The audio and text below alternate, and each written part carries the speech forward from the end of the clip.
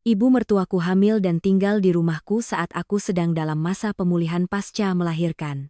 Aku menerima perintah tugas selama 3 tahun lalu aku mengemasi koper dan pergi. Suamiku menelepon dan membentak, kalau kamu tidak pulang untuk merawat ibuku, kita cerai saja.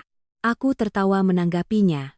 Di sudut kota Jakarta, angin kering berhembus melewati jajaran apartemen yang sudah menyalakan lampu lebih awal, daun-daun kuning tersangkut di jalan setapak kompleks. Cuaca belum terlalu dingin, tapi kendaraan besi itu sudah cukup membuat hati orang mudah murung. Di tengah pemandangan itu, ada rumah-rumah yang dari luar terlihat sangat berkecukupan, namun di dalamnya setiap santapan adalah saat untuk menelan banyak hal yang tak nyaman untuk diucapkan. Namaku Adira, saat itu usiaku 35 tahun.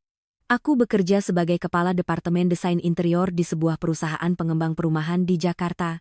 Orang luar melihatku dan berkata aku memiliki kehidupan yang stabil, pekerjaan yang layak, penghasilan yang cukup, tutur kata yang terukur, dan suami yang bekerja sebagai manajer bisnis di sebuah perusahaan material bangunan.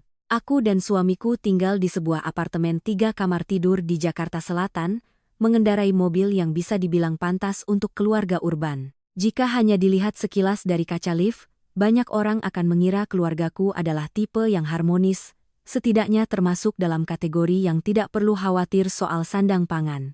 Tapi dalam hidup, sesuatu yang terlalu berkilau seringkali sulit untuk diperbaiki agar menjadi nyata.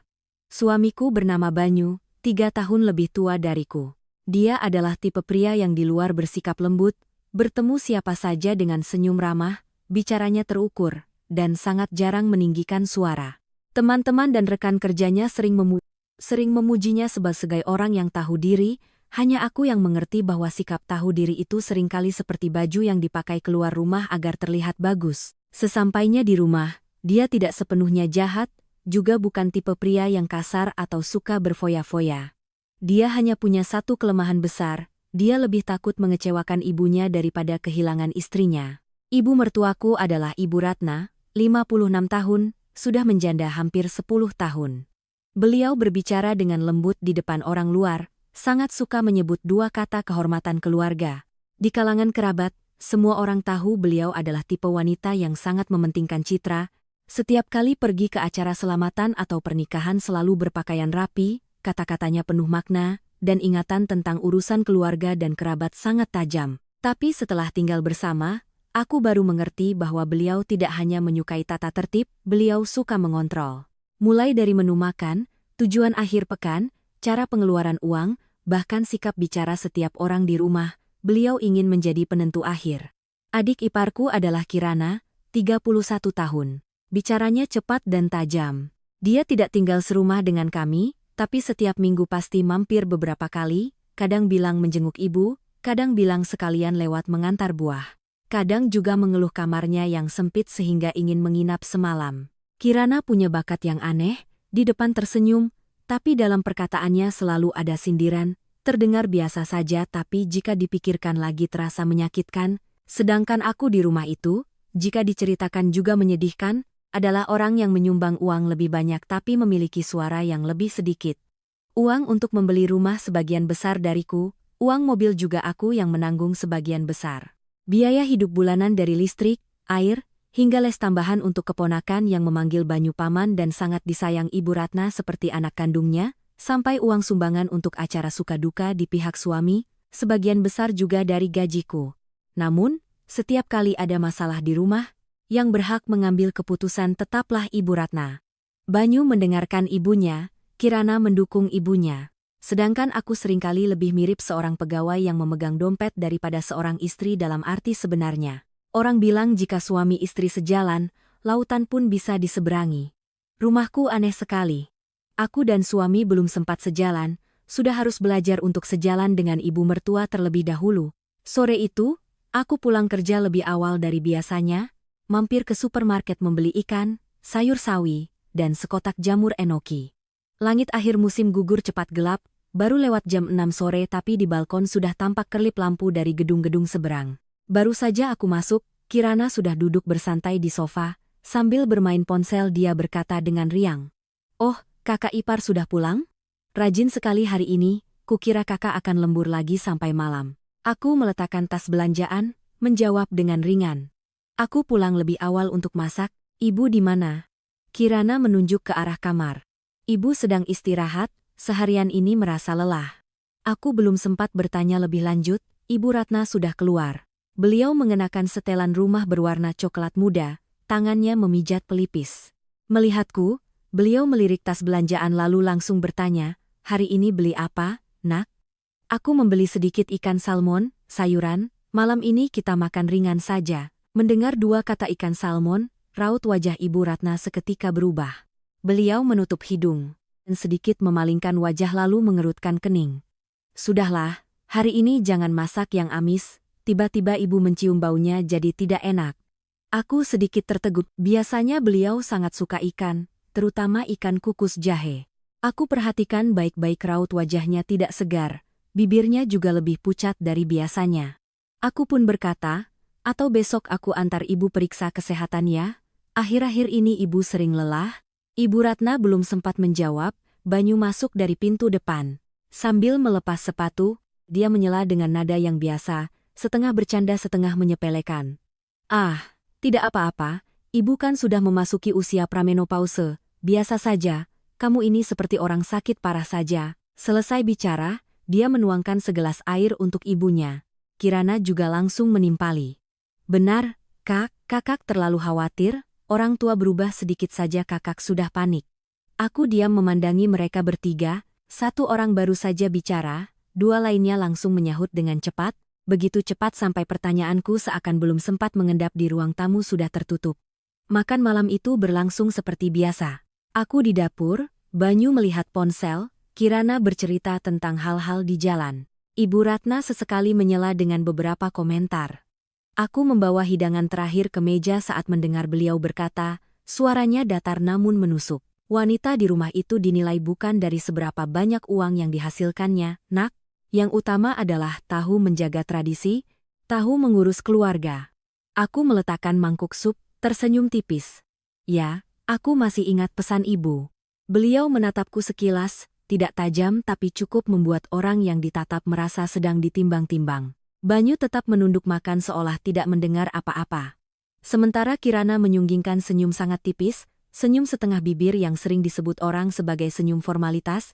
Aku sudah terlalu terbiasa dengan makan malam seperti itu, terbiasa sampai kadang bertanya pada diri sendiri apakah aku sedang hidup atau hanya sedang menyelesaikan peran sebagai menantu. Setengah jalan makan, aku mengambilkan sepotong ikan kukus untuk Ibu Ratna. Baru saja beliau mendekatkannya ke mulut, tiba-tiba berhenti, mendorong mangkuknya, lalu berdiri. Tangannya menutup hidung rapat-rapat, wajahnya pucat pasi. Aduh, ibu tidak tahan bau ini. Selesai bicara, beliau berbalik dan berjalan cepat ke kamar mandi. Kursi yang baru saja didudukinya masih sedikit bergeser. Makan malam itu tiba-tiba terhenti dalam keheningan yang aneh. Aku mengangkat kepala melihatnya, entah kenapa hatiku terasa dingin. Bukan karena kalimat tidak enak tadi, tapi karena intuisi seorang wanita memberitahuku bahwa di rumah ini ada sesuatu yang diam-diam menyimpang dari jalurnya. Setelah kejadian ibu mertuaku meninggalkan meja makan karena mual mencium bau ikan, di kepalaku terus berputar perasaan tidak tenang. Tapi keesokan paginya, rutinitas pekerjaan kembali menyibukkanku. Aku ada rapat besar dengan mitra di ujung kota. Gambar desain direvisi bolak-balik 3 kali, telepon berdering sejak sebelum aku sempat sarapan. Kadang hidup seorang wanita itu aneh, seberat apapun masalah di hati, saat melangkah keluar tetap harus merapikan pakaian dan tersenyum dengan pantas, berbicara dengan jelas. Suatu hari, aku sedang meninjau ulang rendering di kantor ketika Ibu Ratna menelepon, Adira, malam ini ingat pulang lebih awal ya, ada selamatan arwah untuk paman dari pihak ayah. Beberapa bibi dan paman dari Depok akan datang. Aku melihat jam dan langsung menjawab, baik, Bu, setelah selesai kerja aku langsung pulang. Beliau menjawab ya lalu menutup telepon. Tidak ada pesan tambahan. Tapi aku mengerti, dalam acara kerabat seperti ini, menantu perempuan sulung sepertiku jika pulang terlambat pasti akan menjadi bahan omongan. Ada beberapa keluarga yang menganggap waktu menantu perempuan seperti karet gelang, ditarik bagaimanapun harus pas. Saat aku tiba, apartemen sudah lebih ramai dari biasanya. Beberapa bibi dan tante dari pihak ayah suami duduk di ruang tamu, suara tawa dan obrolan riuh rendah. Ibu Ratna mengenakan blus beludru berwarna gelap, rambutnya disisir rapi, wajahnya dirias tipis, sekilas tidak ada yang menyangka semalam beliau masih pucat pasi karena tidak enak badan. Kirana berlari membukakan pintu untukku, mulutnya tersenyum cerah tapi suaranya terlalu manis. Kakak ipar pulang tepat waktu. Ibu sedang menunggu kakak menata sajian. Aku mengganti pakaian dengan cepat, lalu bergegas ke dapur. Ayam sudah direbus, bakso sudah diiris, tinggal beberapa tumisan dan sup. Sambil merapikan piring sayuran segar, aku mendengar obrolan dari luar. Cerita-cerita tentang kerabat, rumah, anak-anak yang menikah, terus berputar seperti acara selamatan pada umumnya di Jakarta. Setelah selesai berdoa, seluruh keluarga duduk di meja makan. Sesuai kebiasaan, aku mengambilkan makanan, menuangkan air, dan mengganti piring serta sumpit untuk yang lebih tua terlebih dahulu. Seorang bibi jauh Banyu menatapku sambil tersenyum dan bertanya dengan sangat wajar. Adira, kalian sudah lama menikah kan? Kapan Ibu Ratna akan menimang cucu? Tanganku yang sedang menuang sup tiba-tiba berhenti sejenak. Belum sempat aku membuka mulut, Ibu Ratna sudah menghela napas dengan sangat lihai. Helaan napas yang sekilas terdengar kasihan pada menantunya, tapi jika dipikirkan lagi penuh dengan sindiran tajam. Aduh, aku juga sangat berharap, Mbak, tapi mungkin takdirku belum bisa menimang cucu, kadang-kadang sedih juga. Rumah sudah lengkap tapi tanpa suara anak-anak rasanya sepi sekali. Seorang paman yang lebih tua di sebelahnya berdecak. Ya, wanita di atas 30 tahun belum punya anak memang harus mulai khawatir. Kirana yang duduk di seberang meja langsung menyela, suaranya santai. Kak Adira sibuk sekali dengan pekerjaannya, Paman.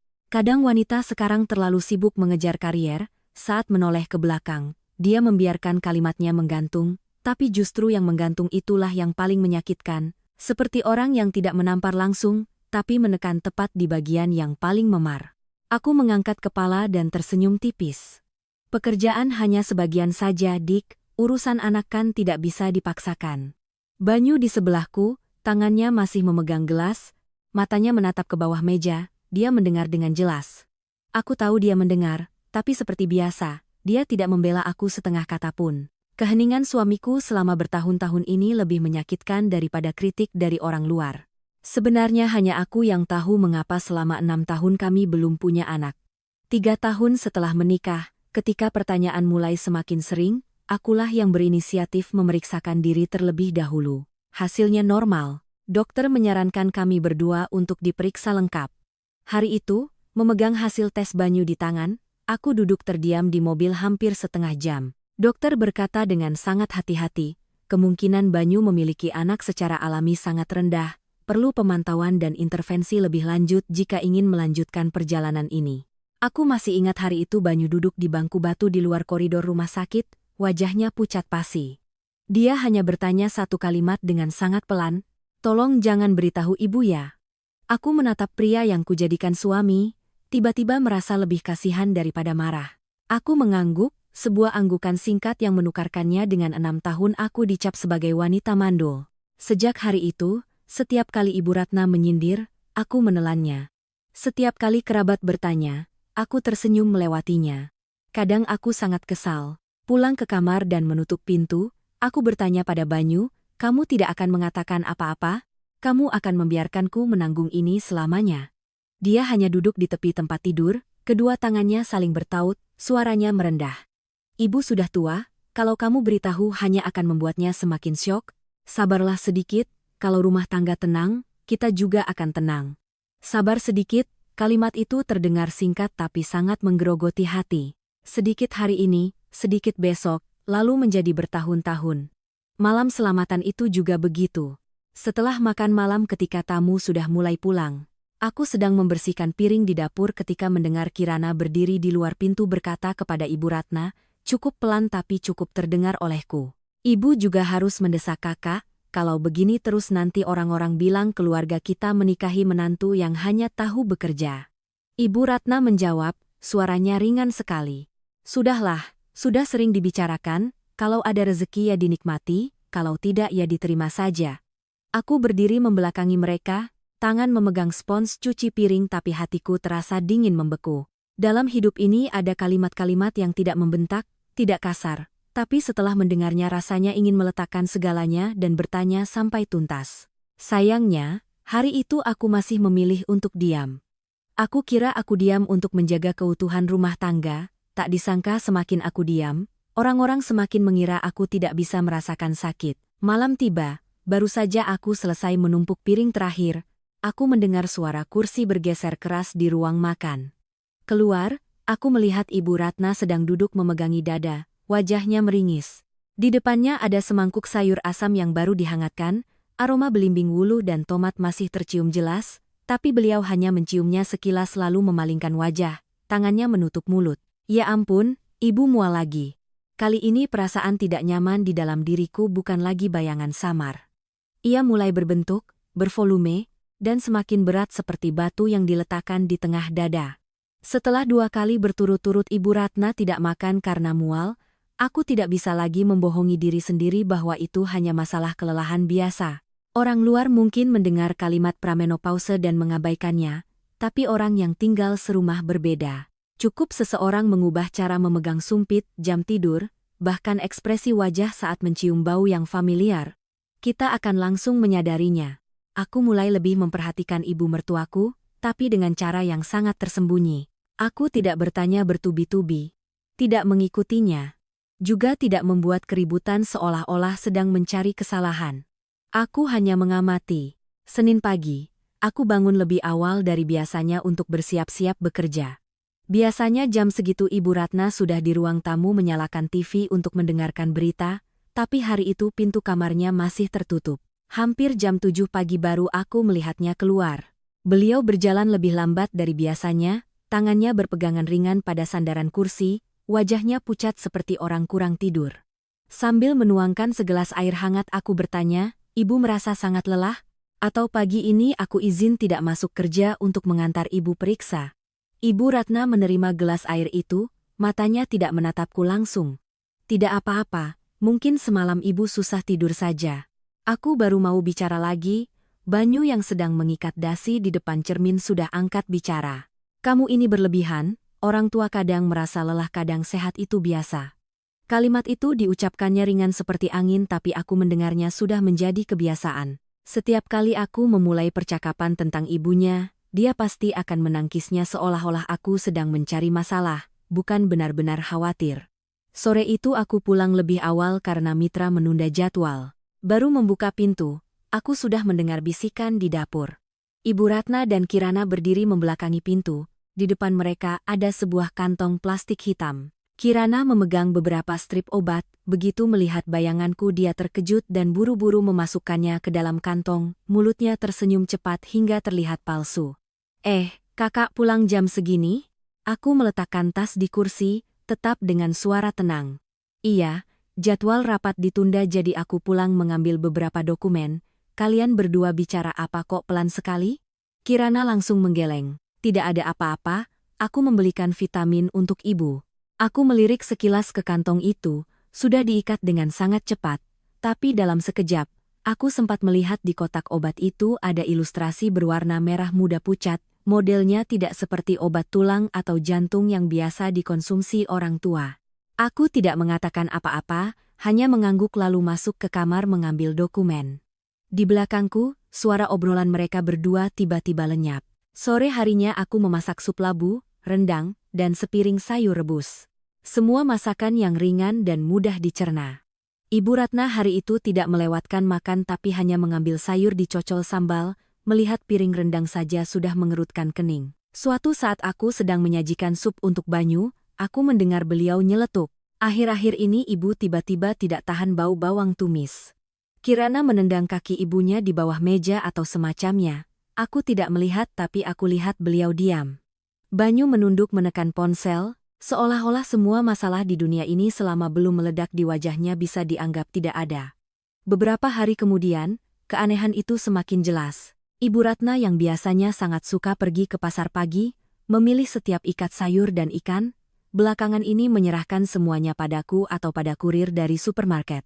Suatu hari beliau sedang menonton film tiba-tiba marah tanpa sebab, aku hanya tidak sengaja bertanya apakah ibu mau tambah bubur, beliau langsung membentak.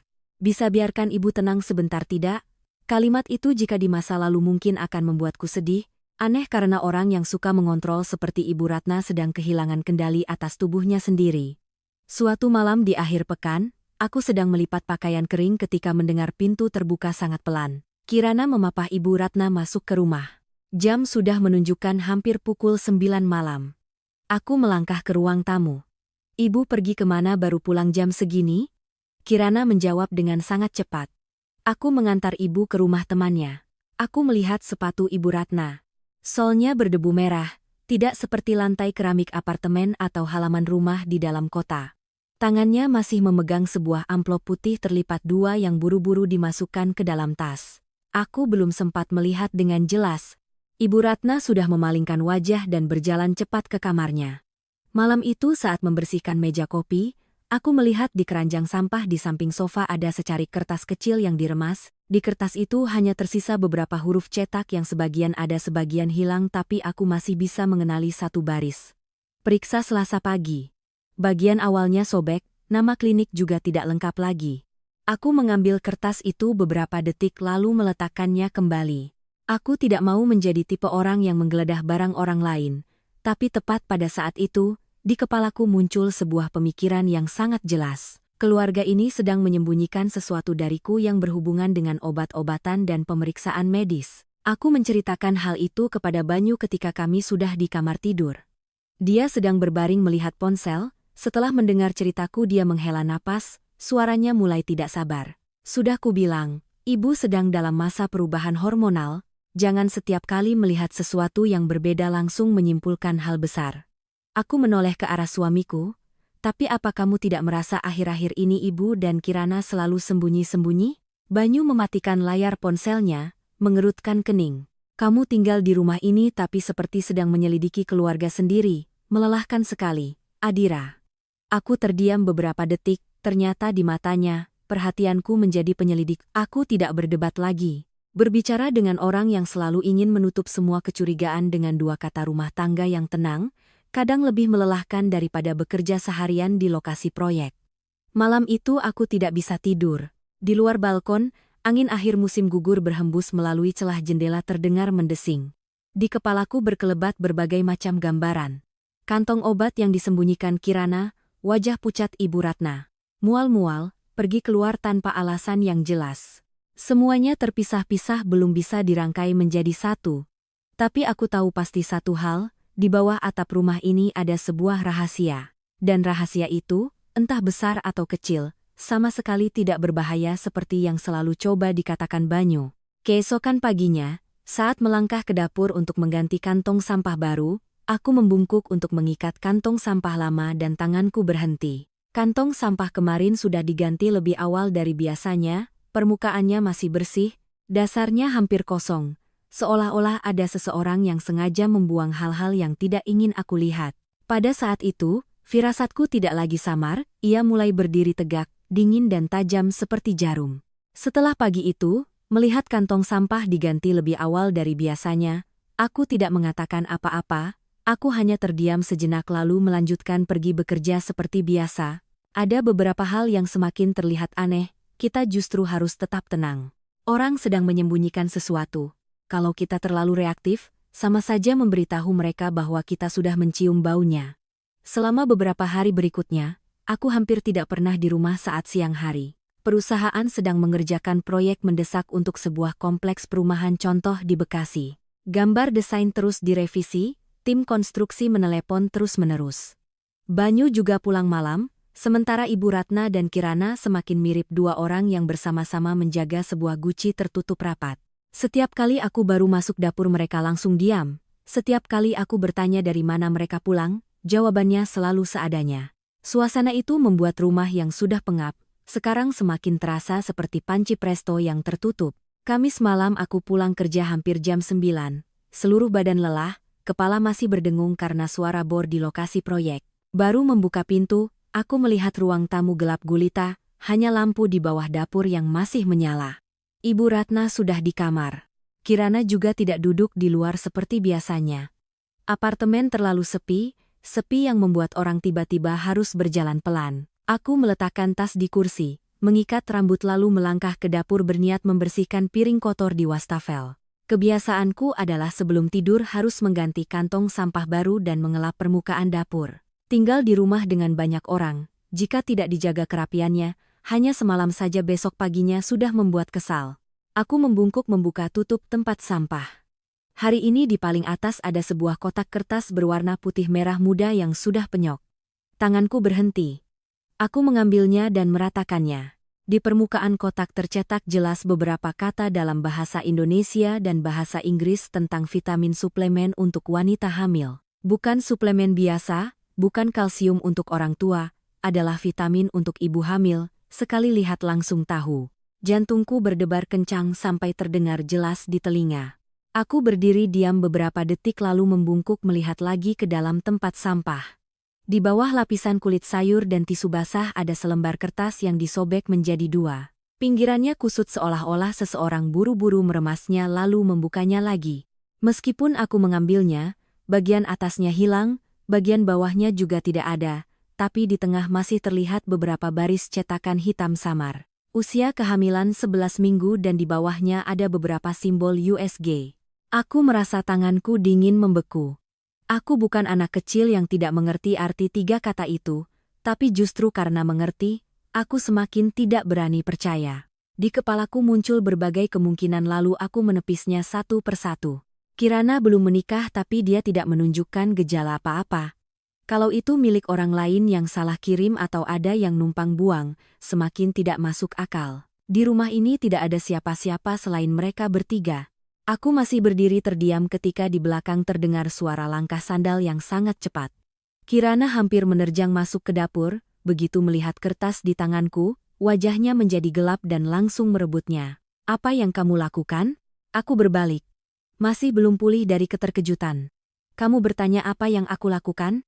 Seharusnya aku yang bertanya apa yang disembunyikan keluarga ini dariku?"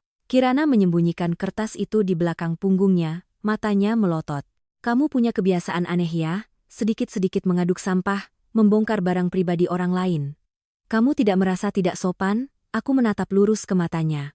"Pribadi. Dibuang di tempat sampah rumah ini apa masih bisa disebut pribadi? Lagi pula vitamin untuk wanita hamil ini punya siapa?" Dia tersenyum sinis, senyum menyeringai yang biasa membuat orang merinding. "Kamu pikir siapa ya orangnya? Tapi sebelum mencurigai siapapun, sebaiknya kamu lihat dulu cara hidupmu." Aku baru mau bicara lagi, pintu utama terbuka. Banyu masuk, bau asap kendaraan dan angin malam mengikutinya masuk ke rumah. Melihatku berdiri di dapur, tangan masih memegang kotak kertas, dan Kirana, dia langsung mengerutkan kening. "Ada apa ini?" Aku mengangkat kotak itu. "Kamu pulang tepat waktu. Jelaskan padaku ini apa?" Banyu belum mengambilnya sudah menoleh ke adiknya. "Dia kenapa lagi?" Kirana, memanfaatkan kesempatan, mengubah nadanya secepat membalikkan telur dadar. "Lihat saja, Bang. Aku sedang meletakkan beberapa barang di dapur. Kakak tiba-tiba mengaduk-aduk tempat sampah lalu menanyaiku seperti penjahat." Aku tertawa tapi tawa di tenggorokanku terasa pahit. Aku mengaduk-aduk, "Lihat saja, di sini tertulis jelas untuk wanita hamil. Dan ini," aku menunjuk ke arah Kirana. "Kertas USG yang baru saja kamu rebut dariku ada tulisan usia kehamilan 11 minggu. Banyu tidak meminta untuk melihat kertas itu, dia juga tidak bertanya kenapa di rumah ada benda seperti itu. Hal pertama yang dia lakukan adalah menatapku dengan ekspresi kesal yang biasa. "Adira, bisakah kamu tidak membuat masalah kecil menjadi besar?" Aku tertegun. "Masalah kecil?" "Ya, masalah kecil." Dia menghela napas berat. "Di rumah ini kalau ada yang membelikan barang untuk teman atau kenalan itu biasa. Kamu setiap kali melihat sesuatu yang aneh langsung membuat keributan." Aku menatap lurus ke arah suami, mencoba mencari sebersit keterkejutan di matanya. Sungguh, tidak ada, yang ada hanya penghindaran, hanya kejengkelan karena aku telah menyentuh sesuatu yang seharusnya disembunyikan lebih rapat. Tepat pada saat itu, dari dalam kamar Ibu Ratna keluar, beliau berdiri di ambang pintu, wajahnya pucat, tapi matanya menyapu sangat cepat ke tanganku, ke kotak itu, lalu berhenti di Kirana. Hanya dengan satu lirikan itu, aku sudah mengerti. Orang-orang di rumah ini tidak hanya tahu masalahnya, mereka sedang bersama-sama menutupinya. Aku meletakkan kotak itu di atas meja dapur dengan sangat pelan. Semakin pelan, hatiku semakin tenggelam. Ternyata perasaan berada di luar pintu yang tertutup rapat bentuknya seperti ini. Dingin, tipis, dan tajam, mengiris tanpa perlu suara keras. Setelah malam aku memegang kotak vitamin dan langsung dihadang oleh Banyu dan Kirana di dapur, aku tidak bicara sepatah kata pun lagi. Bukan karena aku kehabisan kata-kata, tapi karena aku mengerti satu hal dengan sangat jelas. Ketika 3 orang dalam satu rumah sudah sepakat menutupi satu masalah, semakin aku berdebat, aku hanya akan mendapatkan tatapan seolah-olah akulah biang keroknya. Aku masuk kamar, ganti baju, cuci muka, lalu berbaring di samping Banyu seolah tidak terjadi apa-apa. Dia juga diam. Seluruh ruangan gelap gulita, hanya cahaya lampu dari gedung seberang yang menembus celah gorden menjadi seberkas garis tipis di lantai. Aku mendengar jelas napas suamiku yang teratur, seolah-olah kejadian tadi tidak cukup penting untuk dipikirkannya, sementara aku terjaga sampai hampir pagi. Sejak hari itu, aku tidak bertanya lagi, aku beralih mengamati. Ibu Ratna mulai minum obat sesuai jadwal, tidak lagi diletakkan secara terbuka di meja seperti obat tekanan darah atau nyeri sendi, melainkan disimpan di dalam sebuah kantong kain berwarna krem lalu dibawa keluar masuk. Setiap pagi beliau minum 1 tablet setelah makan. Malam hari sekali lagi. Suatu hari beliau mengira aku sedang di dalam kamar, tapi aku berdiri tersembunyi di balik dinding dapur, masih sempat melihat beliau mengeluarkan 1 strip obat berwarna perak. Di permukaannya tercetak tulisan bahasa Inggris dan bahasa Indonesia yang tidak bisa kubaca lengkap. Aku tidak merebutnya, hanya mengingat warna, bentuk, lalu saat istirahat makan siang di kantor, aku mencarinya di internet dengan deskripsi yang mendekati. Dari beberapa hasil yang muncul, ada yang untuk hormon, ada yang vitamin suplemen untuk ibu hamil, ada juga yang digunakan untuk wanita hamil yang perlu pemantauan ketat. Aku menatap layar ponsel dan ujung jariku perlahan menjadi dingin. 1-2 hal masih bisa dijelaskan, tapi terlalu banyak kepingan yang menunjuk ke satu arah yang sama tidak lagi bisa disebut kebetulan. Pepatah mengatakan, sepandai-pandainya tupai melompat, akhirnya jatuh juga. Pepatah lama itu memang benar, hanya saja ada beberapa hal yang saat terungkap, orang yang melihatnya juga merasakan sakit yang tidak kalah dari yang tertusuk. Ritme kehidupan di rumah juga berubah dengan cara yang sulit disangkal. Kirana sekarang datang lebih sering daripada pengantar air galon, kadang pagi-pagi sekali dia sudah ada, mengenakan jaket longgar, tangan menenteng tas. Kadang hampir tengah hari baru mereka berdua pulang, berjalan sangat pelan, menutup pintu sangat pelan, seolah-olah takut membangunkan seseorang. Banyu lebih aneh lagi. Dia yang biasanya tidak pernah peduli jam berapa aku pulang. Belakangan ini sering mengirim pesan menanyakan jam berapa aku selesai kerja. Apakah lembur? Sore nanti mampir kemana? Beberapa pertanyaan yang terkesan perhatian tapi jika dipikirkan lagi hanya tercium bau pengawasan. Suatu kali aku bertanya dengan ringan, "Kenapa kamu bertanya begitu detail?" Banyu menjawab dengan santai, matanya masih terpaku pada ponsel. "Ya supaya aku bisa menyiapkan makan malam."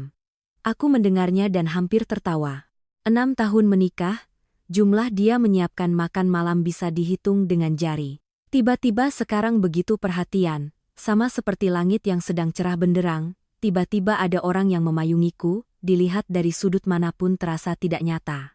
Suatu Jumat sore, aku pulang hampir 1 jam lebih awal karena mitra membatalkan jadwal.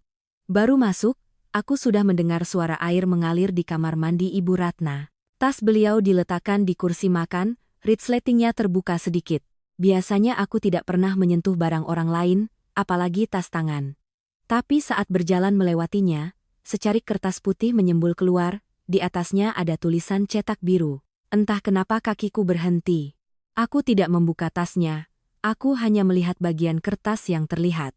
Angin dari AC berhembus pelan membuat kertas itu sedikit bergetar, cukup untuk aku membaca beberapa kata di awal baris, klinik bersalin dan di bawahnya USG kehamilan dini. Aku merasa seperti ada seseorang yang menuangkan seember air es langsung dari puncak kepala ke tulang punggungku.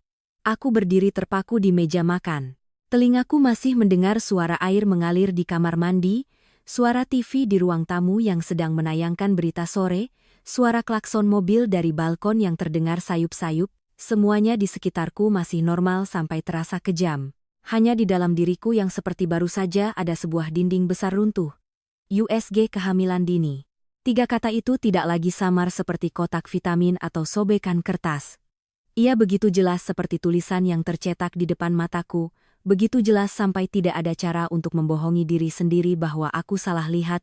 Aku mundur tepat saat suara pintu kamar mandi terbuka. Ibu Ratna keluar, rambutnya masih basah di ujungnya.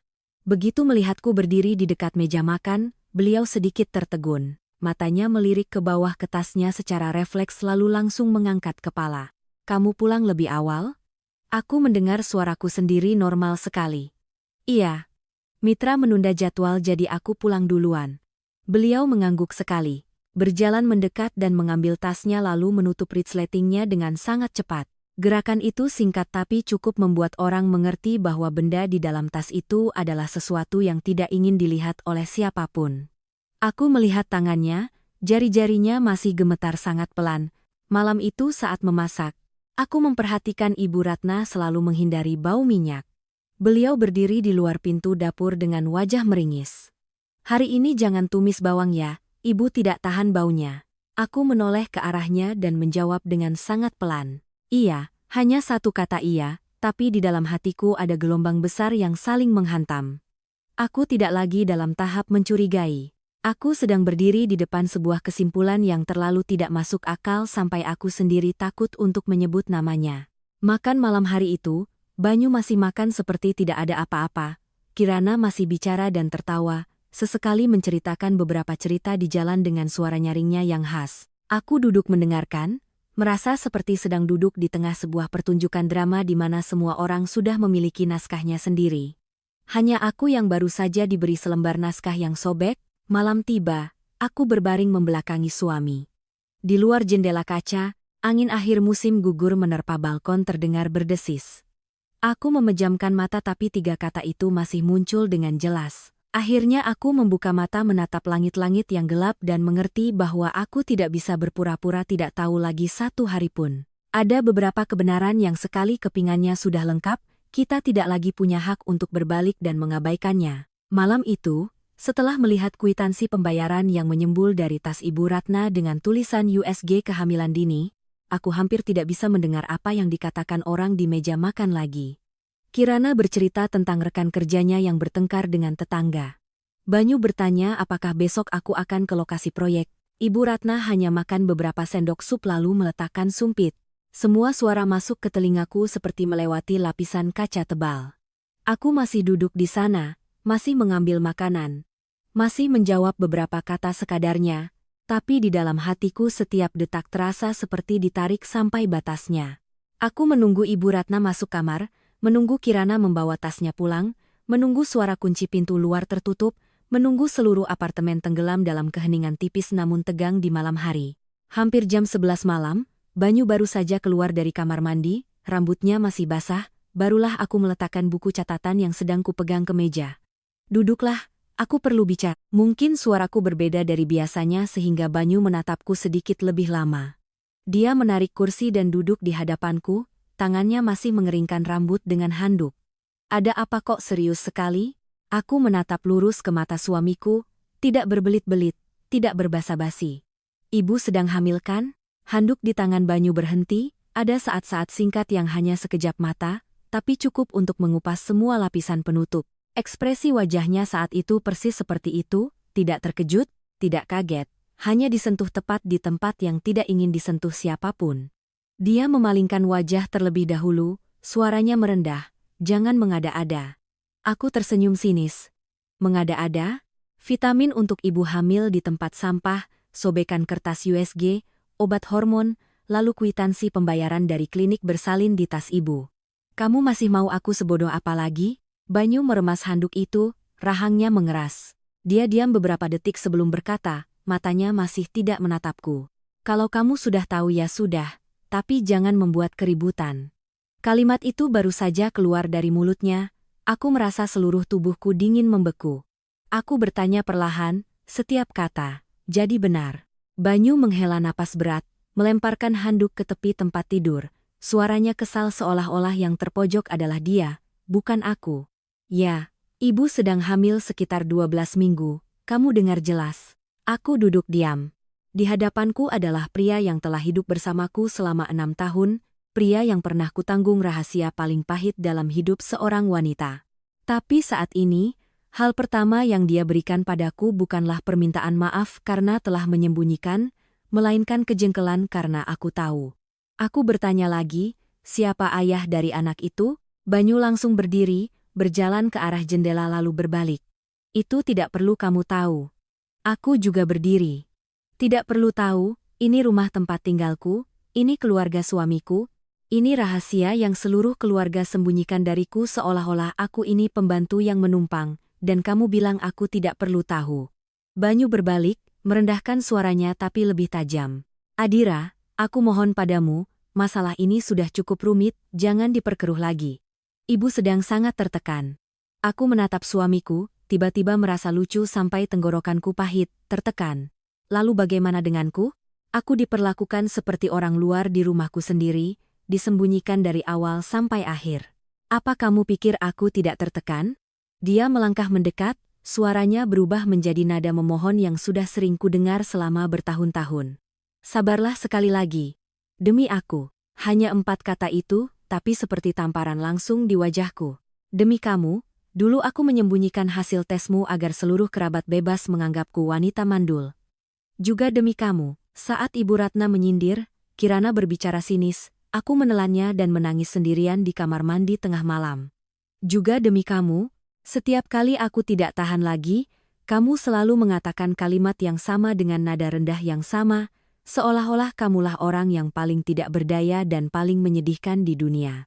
Aku mundur selangkah, bertanya dengan sangat pelan, kamu anggap aku ini apa, Banyu?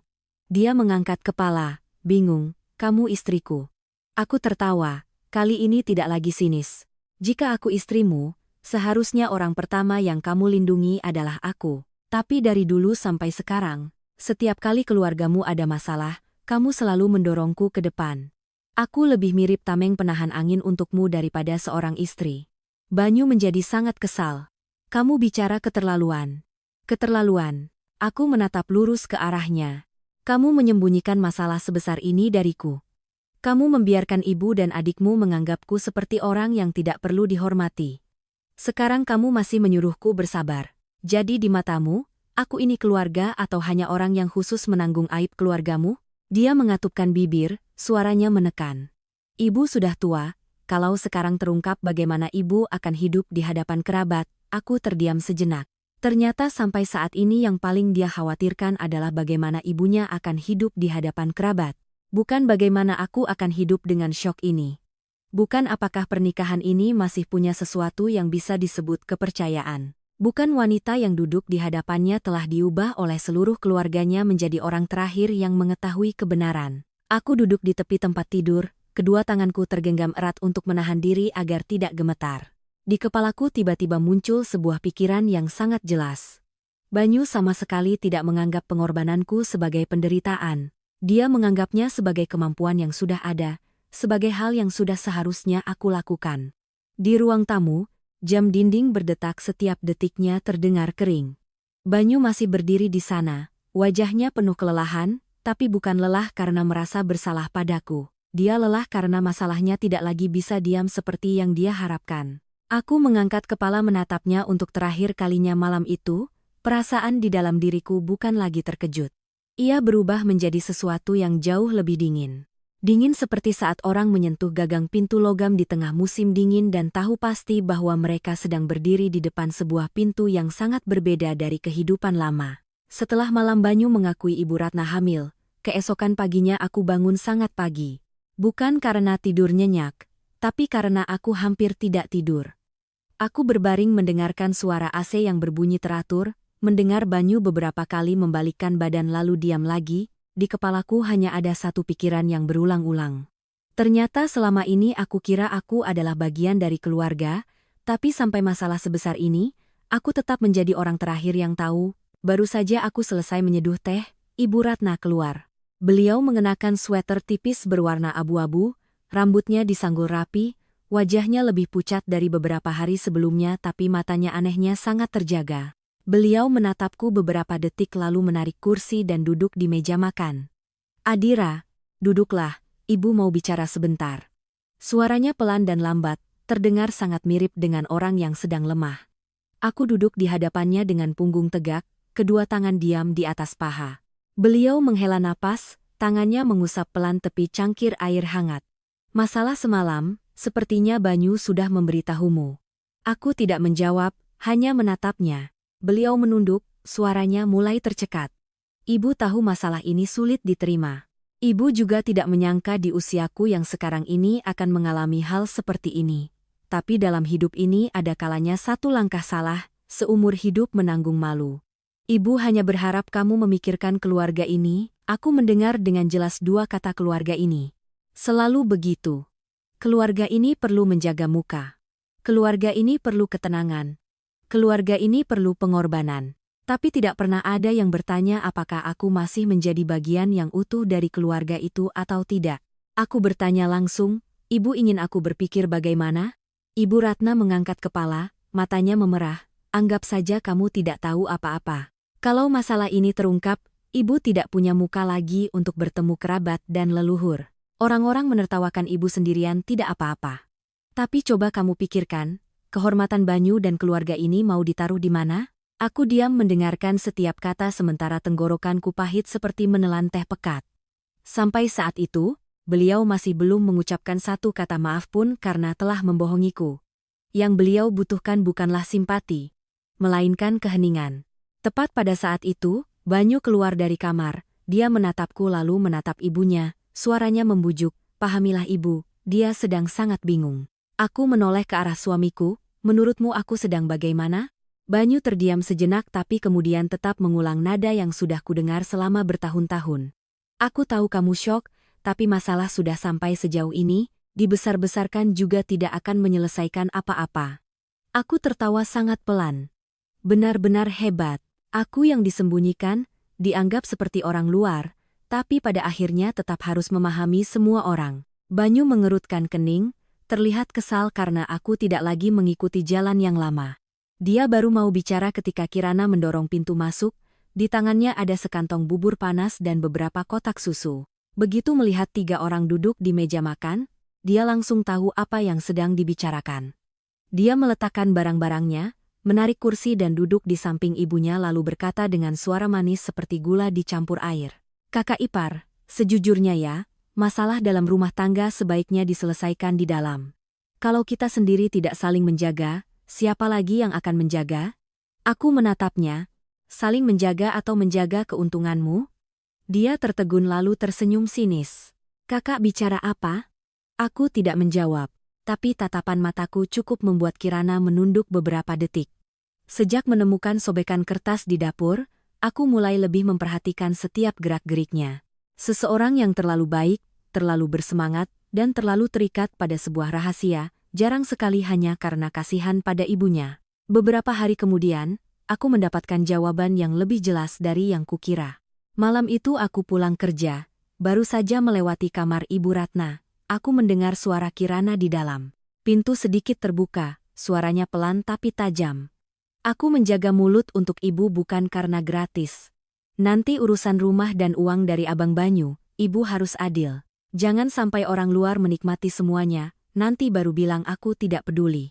Aku berdiri terpaku di koridor. Orang luar.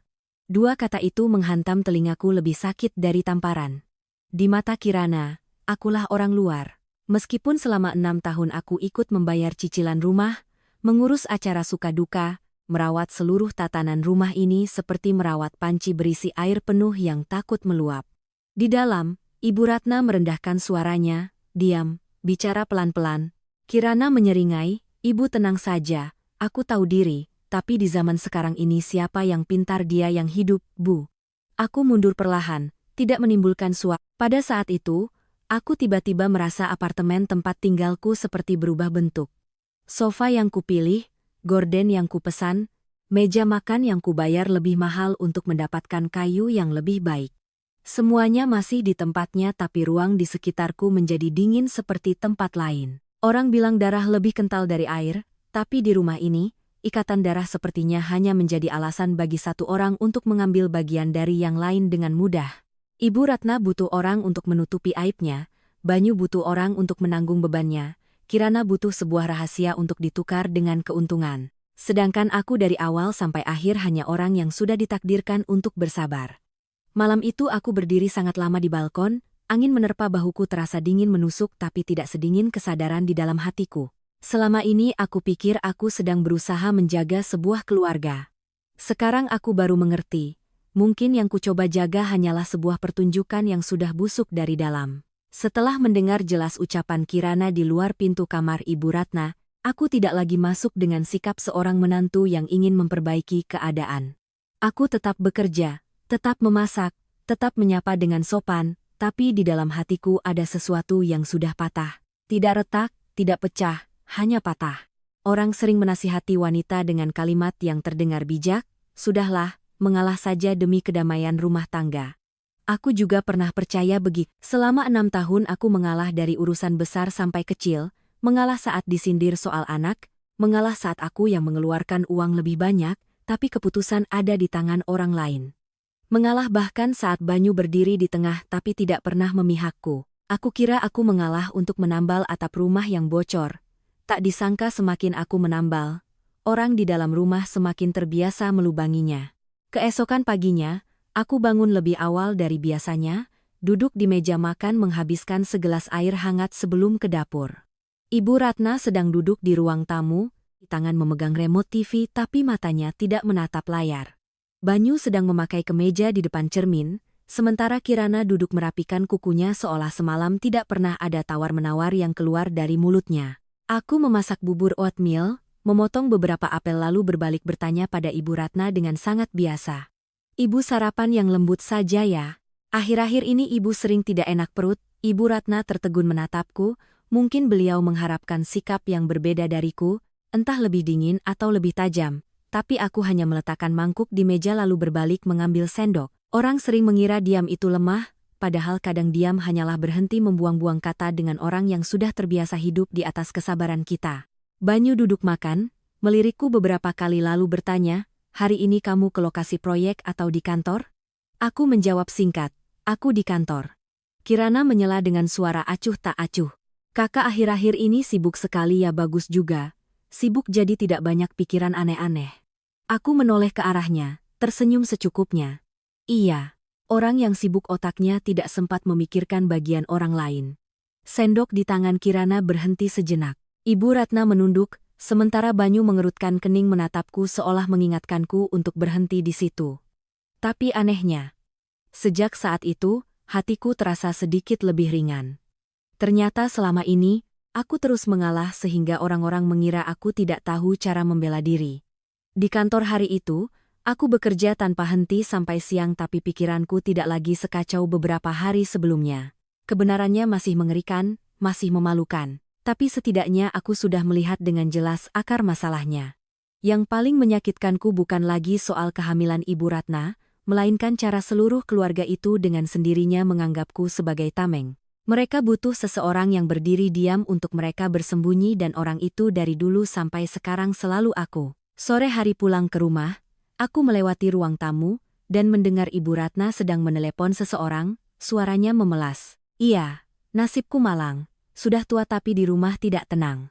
Kalimat itu baru saja masuk ke telingaku, aku sudah mengerti beliau sedang menyiapkan Citra sebagai korban untuk dirinya sendiri. Beliau tidak perlu menceritakan seluruh kebenaran, cukup menabur setengahnya, orang-orang akan menyusun setengah sisanya dengan cara yang menguntungkan beliau. Cara ini kuno tapi masih efektif. Orang tidak perlu pisau, cukup opini publik saja sudah bisa membuat orang lain berdarah. Malamnya aku tidak lagi ikut menonton TV bersama. Selesai makan aku masuk kamar merapikan lemari arsip pribadi, memeriksa beberapa dokumen penting lalu mencatat beberapa tanggal penting belakangan ini di ponsel. Aku belum menamai apa yang sedang kulakukan. Aku hanya tahu aku tidak bisa terus hidup dengan gaya "sudahlah." Wanita seringkali dinilai bukan dari seberapa keras atau pelan bicaranya, melainkan saat menyadari dirinya tidak dihargai, apakah dia masih berani mempertahankan nilainya sendiri? Jika Anda pernah mengalami situasi mengalah terus-menerus hingga menjadi kebiasaan, pasti akan mengerti perasaan itu. Kadang kita mundur selangkah agar rumah tenang, tapi setelah terus mundur baru terkejut menyadari kita sudah berdiri di luar ambang pintu sejak lama. Jika Anda berada dalam situasi saya saat itu, apakah Anda akan terus diam untuk menjaga apa yang disebut keluarga atau akan memilih cara lain untuk menjaga harga diri Anda? Silakan tinggalkan komentar di bawah. Dan silakan dengarkan kelanjutannya.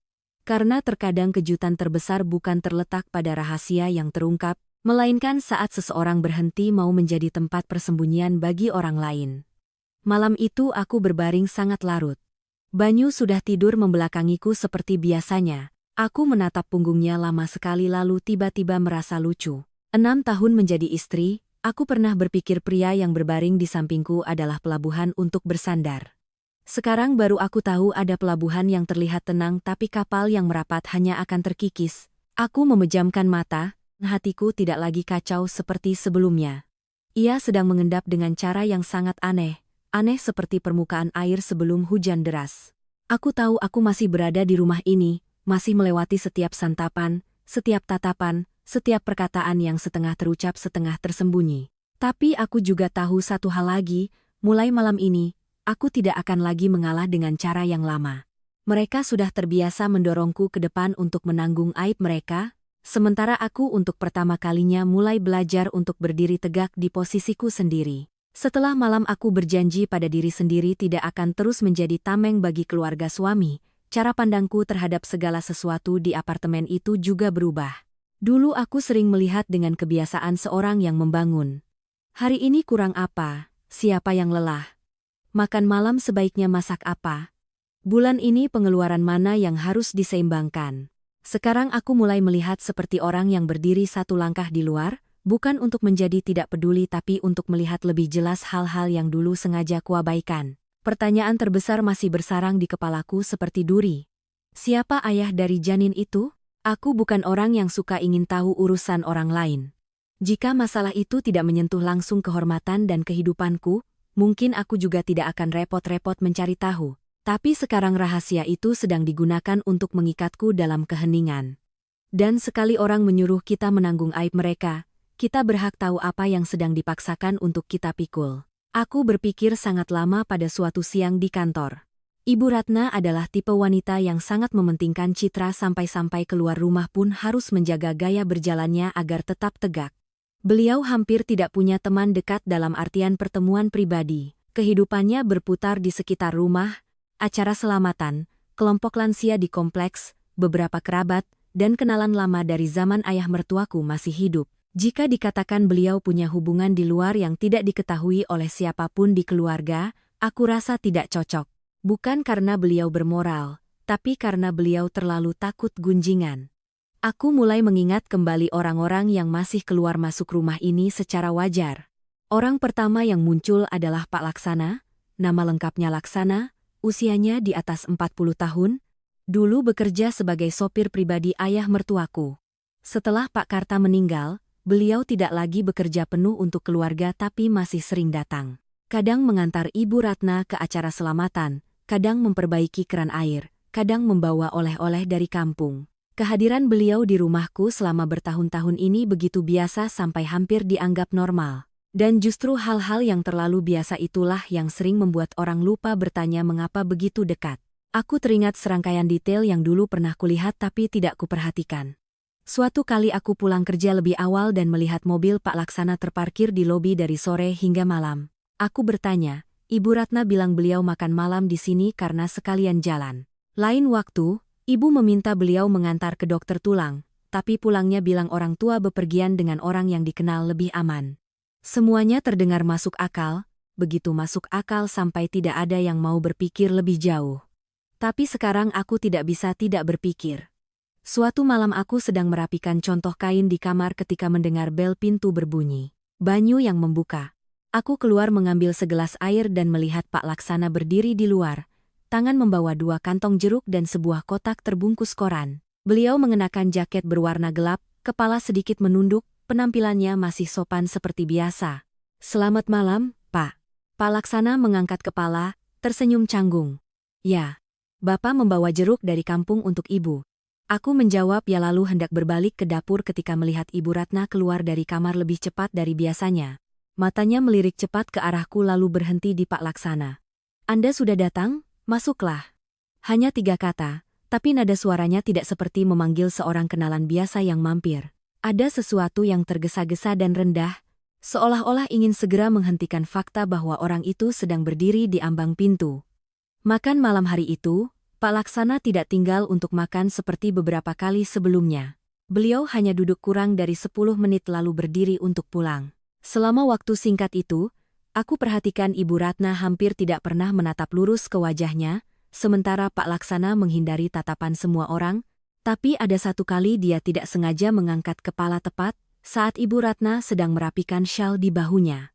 Pandangan mereka bertemu kurang dari 1 detik tapi membuatku merinding. Itu bukan pandangan 2 orang asing yang bersih. Setelah Pak Laksana pergi, aku nyeletuk bertanya pada Banyu saat kami di kamar. Akhir-akhir ini Pak Laksana sering ke rumah ya? Banyu yang sedang melepas jam tangan, tangannya berhenti sejenak lalu menjawab, ya kan beliau sudah lama kenal keluarga kita. Aku duduk di tepi tempat tidur dan bertanya lagi. Kenal sih kenal, tapi aku lihat sejak ayah meninggal, setiap kali ada urusan apapun di rumah ini selalu memanggil beliau. Banyu mengerutkan kening. Kamu bertanya apa aneh sekali, cuma penasaran. Aku menatapnya. Aku hanya merasa beliau lebih dekat dengan keluarga kita dari yang seharusnya. Banyu menarik laci dengan lebih keras dari biasanya. Orang bisa bantu ya kita minta tolong, apa yang aneh dengan itu? Selesai bicara dia langsung masuk ke kamar mandi. Reaksi yang terlalu cepat dan terlalu keras itu semakin meyakinkanku satu hal. Nama Pak Laksana adalah nama yang seluruh keluarga tidak ingin aku sentuh. Beberapa hari kemudian, aku berkesempatan melihat pemandangan lain yang lebih aneh. Hari itu, aku pulang naik taksi online. Mobil baru saja berbelok masuk gerbang apartemen ketika aku melihat mobil pikap tua milik Pak Laksana terparkir di sudut tersembunyi dekat parkiran. Ibu Ratna duduk di kursi penumpang, pintu mobil tidak tertutup rapat. Melalui kaca, aku melihat beliau sedang mengatakan sesuatu dengan sangat cepat, sementara Pak Laksana menunduk, satu tangan meremas setir. Mereka berdua sama sekali tidak terlihat seperti sedang berbincang santai, lebih mirip sedang membicarakan sesuatu yang tidak ingin dilihat orang lain. Aku tidak langsung turun dari mobil, hanya duduk beberapa detik lagi. Tepat pada saat itu, Ibu Ratna menoleh keluar, raut wajahnya berubah drastis saat melihat mobilku baru saja berhenti. Beliau membuka pintu dan turun dengan tergesa-gesa sampai hampir tersandung. Pak Laksana langsung menyalakan mesin dan pergi, tanpa menyapa, tanpa berhenti sejenak pun.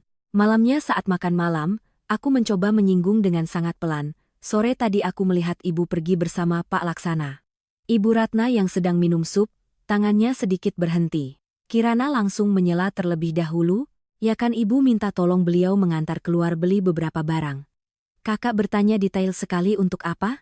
Aku menatap Kirana lalu beralih ke Ibu Ratna. Aku tidak bertanya detail apa-apa, hanya bilang aku melihat saja. Banyu mengambil sepotong tahu dan meletakkannya di mangkuk, suaranya datar tapi menyela. Makanlah, Adira. Mereka bertiga berkoordinasi dengan begitu mulus sampai aku tidak lagi merasa kesal, hanya merasa sebuah rumah di mana cukup menyentuh satu nama. Suasananya langsung berubah seolah-olah seseorang baru saja mencabut pen pengaman dari sesuatu yang sedang tertekan di dalamnya. Malam itu, aku berdiri di depan cermin, melepas anting-anting. Melihat diriku sendiri tapi merasa orang di cermin itu sudah menua dengan sangat cepat. Aku belum punya bukti untuk menyimpulkan apapun, tapi pengalaman hidup memberitahuku bahwa semakin besar sebuah rahasia, orang akan semakin tidak sadar mengungkapkannya melalui hal-hal kecil. Sebuah tatapan yang dihindari, sebuah jawaban yang terlalu tergesa-gesa, sebuah nama yang baru disebut langsung ditutup. Dan sekarang, di antara semua keanehan yang berputar di rumah suamiku, nama Pak Laksana mulai muncul lebih jelas dari siapapun. Sejak hari melihat Ibu Ratna duduk di dalam mobil bersama Pak Laksana, lalu seluruh keluarga panik memotong ucapanku di meja makan, di dalam hatiku hampir sudah ada benang yang menghubungkan mereka berdua, tapi menghubungkan adalah satu hal, menamainya adalah hal lain. Ada beberapa hal yang ketika belum diucapkan oleh siapapun, kita masih bisa membohongi diri sendiri, mungkin kita hanya berpikir terlalu jauh. Hanya ketika kebenaran itu diucapkan, barulah terasa dingin menusuk seperti logam menyentuh kulit. Orang yang mengatakan hal itu padaku bukanlah Banyu, apalagi Ibu Ratna atau Kirana, melainkan Tante Vina. Hari itu di akhir sore, aku sedang di kantor ketika Tante menelepon, suaranya pelan dan lambat, terdengar berbeda dari biasanya. Adira, setelah selesai kerja, Bisakah kamu temui Tante di warung kopi di ujung jalan itu?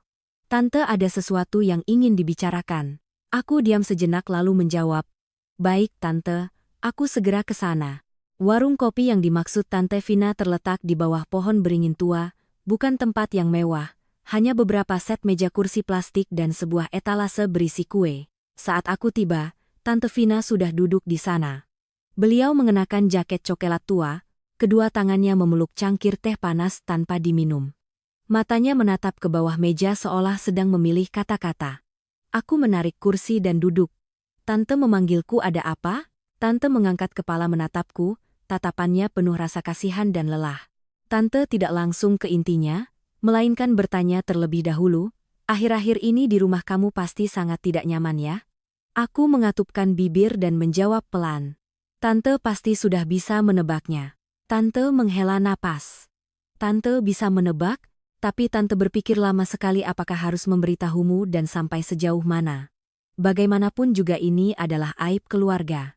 Aku duduk diam, justru cara Tante menggunakan kata aib membuat hatiku terasa berat. Aku mengerti cerita yang akan kudengar tidak akan berhenti pada tingkat hubungan gelap biasa. Tante Vina meremas cangkir tehnya sedikit lalu berkata pelan, "Pak Laksana yang kamu curigai itu bukan orang luar seperti yang kamu kira." Aku langsung mengangkat kepala. "Maksud Tante apa?" Tante menatap lurus ke arahku untuk pertama kalinya sejak aku datang. "Pak Laksana adalah anak haram dari almarhum Pak Karta." Aku mendengar setiap kata dengan jelas tapi rasanya telingaku berdengung. Pak Karta adalah ayah mertuaku. Aku duduk terpaku beberapa detik. Semua kepingan yang berantakan selama beberapa minggu terakhir seolah-olah ada yang melemparkannya ke udara lalu menjatuhkannya kembali ke posisi yang tepat. Aku teringat keakraban yang berlebihan dari Pak Laksana dengan rumah itu. Cara Ibu Ratna memanggilnya tanpa perlu memberitahu sebelumnya. Cara Banyu dan Kirana selalu menghindari namanya, cara semua orang di rumah memperlakukannya dengan campuran kedekatan dan keanehan. Semuanya tiba-tiba memiliki penjelasan. Tante Vina melanjutkan dengan suara yang lebih dalam, "Dulu saat masih hidup, Pak Karta pernah bekerja jauh. Belakangan Ibu Ratna baru tahu bahwa beliau punya anak dengan wanita lain, anak itu adalah Pak Laksana. Masalah itu dulu ditutup rapat-rapat, karena takut kerabat tahu akan menjadi aib bagi seluruh keluarga. Ketika Pak Karta meninggal, wanita itu juga sudah tidak ada, barulah Ibu Ratna membiarkan Pak Laksana datang ke rumah dengan status sebagai kenalan lama. Aku meletakkan tangan di sandaran kursi untuk menahan diri. Kenapa Ibu membiarkan dia begitu dekat? Tante Vina tersenyum sinis, senyum yang penuh kelelahan. Karena dia ingin mengontrol, kamu mengerti tidak? Ada orang yang dikhianati tapi tidak memutuskan hubungan. Mereka memilih untuk menyimpan duri di tangan agar selalu tahu bahwa itu masih ada. Ibu Ratna takut rahasia suaminya terungkap. Takut orang-orang tahu dia pernah diselingkuhi, jadi dia menjaga Pak Laksana tetap di dekatnya agar mudah diawasi. Aku merasa punggungku semakin dingin. Kenapa bisa jadi begini, Tante? Tante Vina memalingkan wajah, matanya menatap lalu lintas di luar cukup lama sebelum melanjutkan. Tante tidak menyaksikan dari awal, tapi Tante tahu setelah Pak Karta meninggal, Ibu Ratna hidup dalam kesepian dan penyimpangan. Dia di luar selalu terlihat tegar tapi di dalam hatinya membawa kompleks rendah diri karena dikhianati.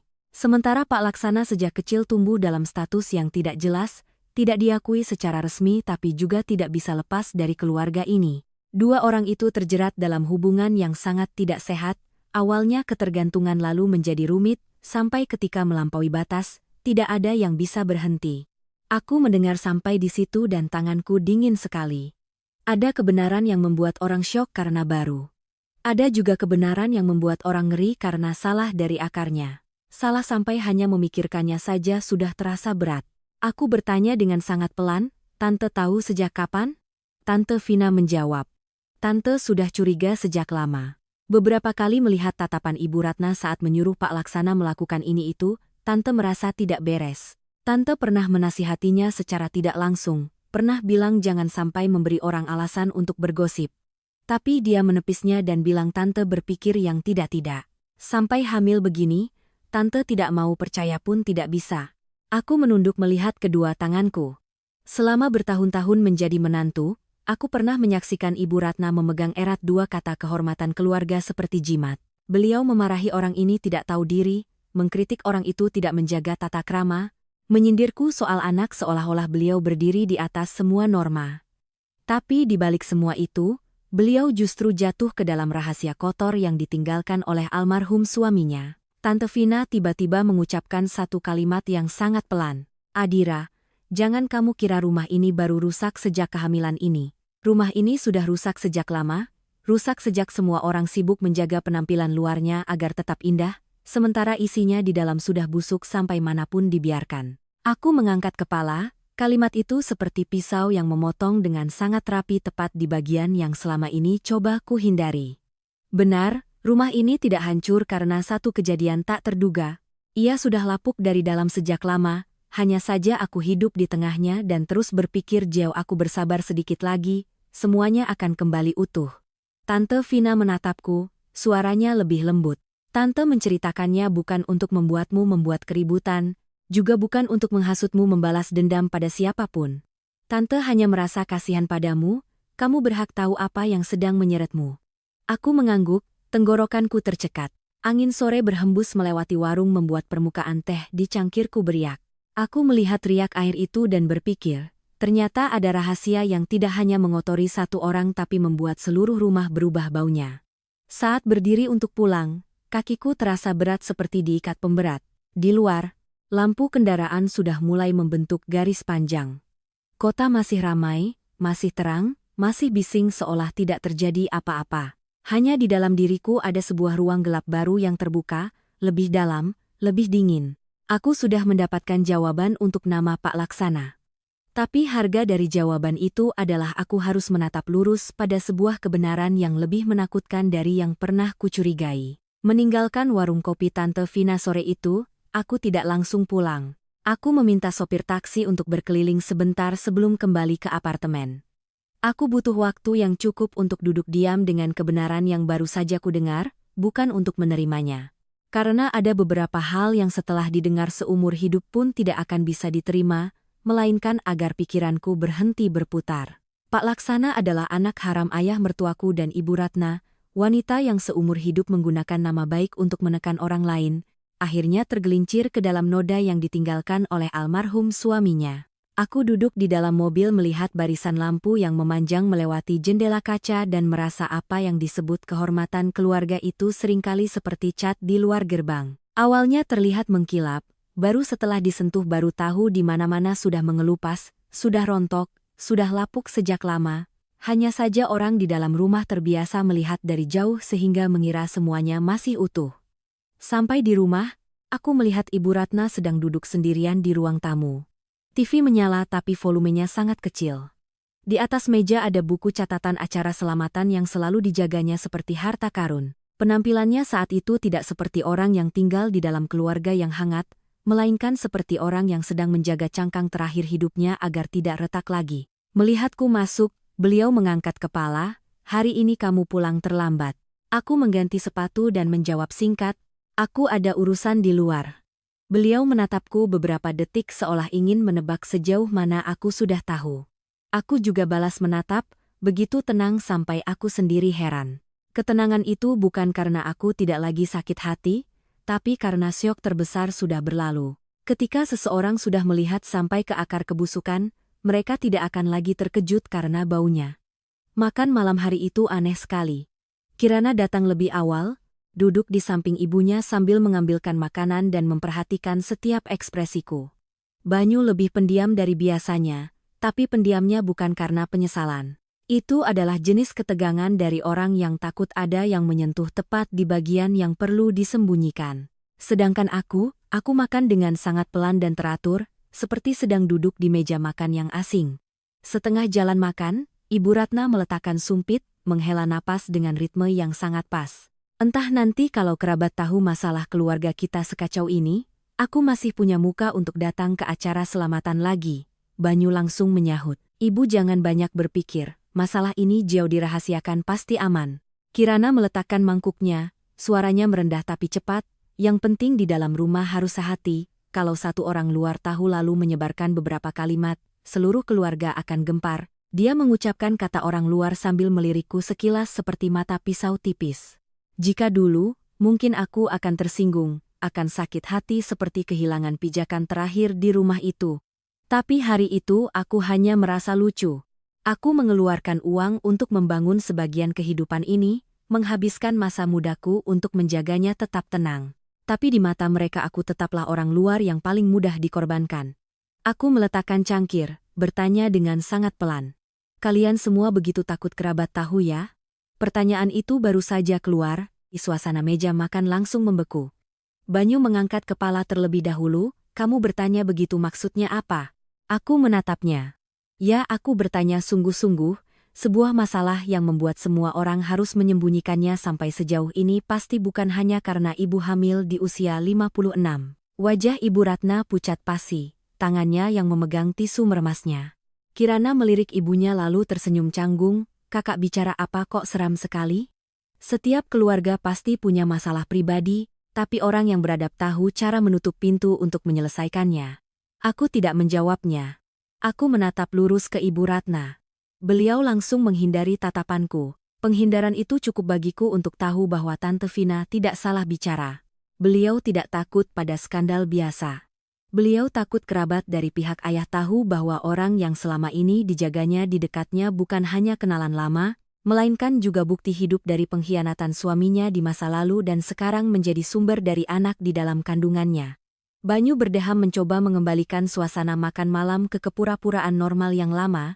Makanlah, Adira, ada apa-apa nanti saja dibicarakan. Aku tertawa sinis, keluarga kita hebat sekali. Apa-apa selalu nanti. Nanti lalu yang rugi tetap orang yang menanggungnya terlebih dahulu. Banyu menatapku, tatapannya mulai kesal. Dia tidak ingin aku bicara lagi, tapi juga tidak berani bersuara keras saat Ibu Ratna duduk di sana. Begitulah rumah ini selama bertahun-tahun, semua orang terbiasa membiarkan kebenaran tetap samar, asalkan penampilan luar tidak runtuh di depan mata orang luar. Beberapa hari kemudian, seperti yang kuduga, ketakutan pada kerabat mulai terlihat lebih jelas. Ibu Ratna menelepon beberapa orang di keluarga terus-menerus, menanyakan kabar acara selamatan, menyinggung bahwa akhir-akhir ini dia lelah karena tekanan darah. Beliau menyiapkan lapisan alasan yang sangat lihai agar jika nanti ada yang melihat perutnya membesar atau keluar masuknya yang tidak biasa, beliau masih punya alasan untuk menyalahkan penyakit. Cara itu kuno dan familiar, menggunakan setengah kebenaran untuk menutupi lubang yang dalam. Sementara Banyu beralih menjadi mudah marah. Suatu malam aku baru saja masuk rumah, dia langsung bertanya, "Hari ini kamu bertemu dengan kerabat dari pihak ayah tidak?" Aku melepas jam tangan menatap suamiku. "Tidak, kalau iya kenapa?" Dia mengerutkan kening. Aku hanya bertanya saja. Aku mendengarnya dan merasa pahit. Orang tidak bertanya begitu saja jika di kepalanya tidak ada apa-apa. Jelas dia sedang takut. Takut aku akan buka mulut, takut masalah ibunya tidak lagi bisa diam di dalam 4 dinding. Takut citra sebagai pria berbakti, keluarga terhormat, anak sulung yang baik yang selama ini dipakainya di luar akan robek. Kirana berbeda. Dia tidak takut dengan cara menyusut. Dia takut tapi tetap mengambil kesempatan. Suatu sore aku melewati ruang tamu dan mendengarnya berbisik pada ibunya, "Ibu harus pikirkan baik-baik. Nanti kalau masalah ini meledak, Abang Banyu mengurus diri sendiri saja belum tentu bisa, urusan rumah dan surat-surat akan semakin rumit. Kalau ibu tidak putuskan dari sekarang, nanti bisa-bisa orang asing yang menikmati semuanya. Orang asing itu lagi-lagi aku." Aku berjalan pelan melewatinya tanpa berhenti, tapi di dalam hatiku satu hal sudah berdiri tegak. Di rumah ini setiap orang punya ketakutannya sendiri, perhitungannya sendiri, tapi sama sekali tidak ada yang takut karena telah berbuat salah padaku. Ibu Ratna takut kehilangan muka, Banyu takut kehilangan nama baik, Kirana takut kehilangan bagian. Hanya aku satu-satunya yang harus menelan semua aib itu tanpa ada yang menganggapku sebagai manusia yang perlu diperlakukan dengan baik. Malam tiba, aku duduk di meja kerja di kamar, membuka setiap lembar gambar yang masih belum selesai tanpa benar-benar melihatnya. Di kepalaku hanya ada gambaran sebuah dinding tua. Siang hari orang-orang masih menggantung kalender, foto, dan berbagai macam pujian di atasnya. Tapi di balik lapisan kapur itu, rayap sudah menggerogotinya sampai kosong. Nama keluarga suamiku juga begitu. Ia belum runtuh bukan karena masih kokoh, melainkan karena belum ada yang menendang di tempat yang tepat, dan aku mulai mengerti hari itu akan datang. Bukan karena takdir kamputan karena nasib, melainkan karena sebuah rumah yang dibangun di atas kebohongan cepat atau lambat akan retak dari dalam. Setelah mengetahui akar cerita antara Ibu Ratna dan Pak Laksana, aku tidak lagi melihat perubahan di rumah dengan perasaan. Aku mulai melihat dengan kewarasan. Sebuah rahasia sebesar itu tidak bisa hanya ditutupi dengan beberapa kalimat berputar-putar atau beberapa kali berbisik di balik pintu tertutup. Ia butuh uang, butuh perjalanan, butuh pemeriksaan medis, butuh persiapan di depan dan di belakang. Dan setiap kali butuh uang, pasti akan menyentuh hal yang paling sensitif dalam sebuah pernikahan, harta bersama. Aku menemukan hal itu pada suatu siang di awal minggu. Hari itu aku sedang di kantor, menyempatkan diri makan sekotak nasi kotak sebelum rapat ketika ponsel memberitahukan adanya perubahan saldo. Awalnya aku tidak memperhatikan, mengira itu pemberitahuan rutin dari bank, tapi begitu melirik ke bawah, tanganku berhenti. Dari rekening tabungan bersama kami berdua, baru saja ada penarikan sebelum jatuh tempo sebesar lebih dari 600 juta rupiah. Aku menatap layar beberapa detik lalu membuka kembali aplikasi bank untuk memeriksa. Tidak salah, jumlah tabungan itu adalah bagian yang kami sisihkan untuk rencana renovasi apartemen dan dana darurat jangka panjang. Aku ingat betul. Setiap kali menarik jumlah besar, kami selalu berdiskusi, setidaknya mengirim satu pesan. Tapi kali ini, uang sudah keluar baru aku tahu. Aku langsung menelepon Banyu. Dia menjawab setelah dering ketiga, suaranya mencoba tenang. Aku dengar, aku tidak berbelit-belit, kamu baru saja menarik lebih dari 600 juta dari tabungan bersama. Banyu diam sejenak lalu menjawab, "Yah, aku berencana memberitahumu malam nanti untuk apa? Mengurus keperluan ibu." Aku hampir membanting telepon. Keperluan apa sampai harus menarik uang sebanyak itu dengan tergesa-gesa? Suaranya mulai meninggi. "Adira, urusan rumah sedang rumit, jangan bertanya seperti interogasi." Aku merendahkan suaraku, semakin lama semakin dingin, itu uang bersama kita. Kamu menariknya tanpa memberitahuku, sekarang kamu bilang jangan bertanya. Banyu menghela napas berat. Ibu harus periksa, harus mengurus beberapa pengeluaran tak terduga. Ada beberapa hal yang tidak bisa menunggu persetujuanmu setiap rupiahnya. Aku tertawa sinis di tengah kantor. Untung saja orang-orang di sekitarku sedang sibuk. Kamu bicara enak sekali. Uang bersama tapi kamu gunakan seperti uang pribadimu. Dia diam. Keheningan itu adalah jawaban yang paling jelas. Aku menutup telepon tapi sepanjang sore pikiranku tidak tenang. Sebuah rahasia telah berubah menjadi beban finansial, dan ketika sudah menyangkut uang, masalahnya tidak lagi menjadi urusan dalam rumah yang bisa diselesaikan di balik pintu tertutup. Malam itu aku pulang lebih awal dari biasanya. Baru masuk, aku sudah melihat di meja makan ada setumpuk kertas yang dijepit rapi dalam map plastik biru. Banyu duduk di sana dengan wajah lebih serius dari biasanya. Ibu Ratna bersandar di sofa, wajahnya lelah. Kirana duduk di sebelahnya, tangan sudah memegang segelas air, matanya terus melirikku. Aku belum sempat melepas jaket, Banyu sudah berkata, "Masuklah, aku minta tolong tanda tangani beberapa surat." Aku berdiri diam. "Surat apa?" "Asuransi dan bantuan medis untuk ibu." "Prosedur keluarga saja, tanda tangan sebentar selesai." Dia bicara begitu lancar seperti sudah disiapkan. Aku meletakkan tas di kursi, berjalan mendekat. Tumpukan kertas itu diarahkan ke arahku. Di bagian akhir sudah ditandai beberapa tempat yang perlu ditandatangani dengan kertas catatan berwarna kuning. Kirana menarik kursi, suaranya manis sekali, "Kakak tolong tanda tangani, biar besok Abang Banyu bisa bawa pagi-pagi, ibu sudah lelah beberapa hari ini." Tepat pada saat itu, Ibu Ratna memegangi dada dan meringis. "Aduh, ibu pusing sekali." Kirana panik dengan sangat cepat, tapi kepanikan itu lebih terlihat palsu daripada asli bagiku. Dia menopang bahu ibunya dan menoleh mendesakku, "Kakak cepat tanda tangani, biar ibu bisa masuk kamar istirahat, jam segini masih ragu-ragu apalagi? Jika aku adalah Adira beberapa bulan yang lalu, mungkin aku akan menandatanganinya terlebih dahulu baru bertanya kemudian. Tapi orang yang pernah sekali disembunyikan kebenaran oleh seluruh keluarga tidak akan lagi mudah percaya pada desakan yang datang di saat yang tepat seperti itu." Aku menarik kursi dan duduk, membalik halaman pertama. Banyu langsung mengerutkan kening, "Kamu tanda tangani saja, membaca buang-buang waktu." Aku mengangkat kepala menatap suamiku. "Surat ini atas namaku. Menyangkut uang kami berdua. Kenapa aku tidak boleh membacanya? Dia mengatupkan bibir tidak menjawab. Aku membalik lagi. Hanya beberapa baris pertama saja, aku sudah melihat ini bukan hanya surat bantuan medis, ini adalah semacam perjanjian kuasa yang disertai dengan jaminan aset. Kalimatnya berbelit-belit tapi cukup untuk menarik kewajiban finansial ke arahku, sekaligus membuka jalan agar beberapa transaksi setelahnya atas nama Banyu menjadi lebih mudah. Orang yang tidak memperhatikan akan mudah menandatanganinya, tapi aku bekerja di bidang yang harus membaca kontrak, melihat tulisan saja sudah tahu di mana ada jebakan. Aku mengangkat kepala, suaraku masih tenang. Surat ini siapa yang menyusun? Banyu menjawab singkat. Kenalanku. Kenalan mana yang menyebut ini surat asuransi? Kirana langsung menyela. Aduh, kakak terlalu detail.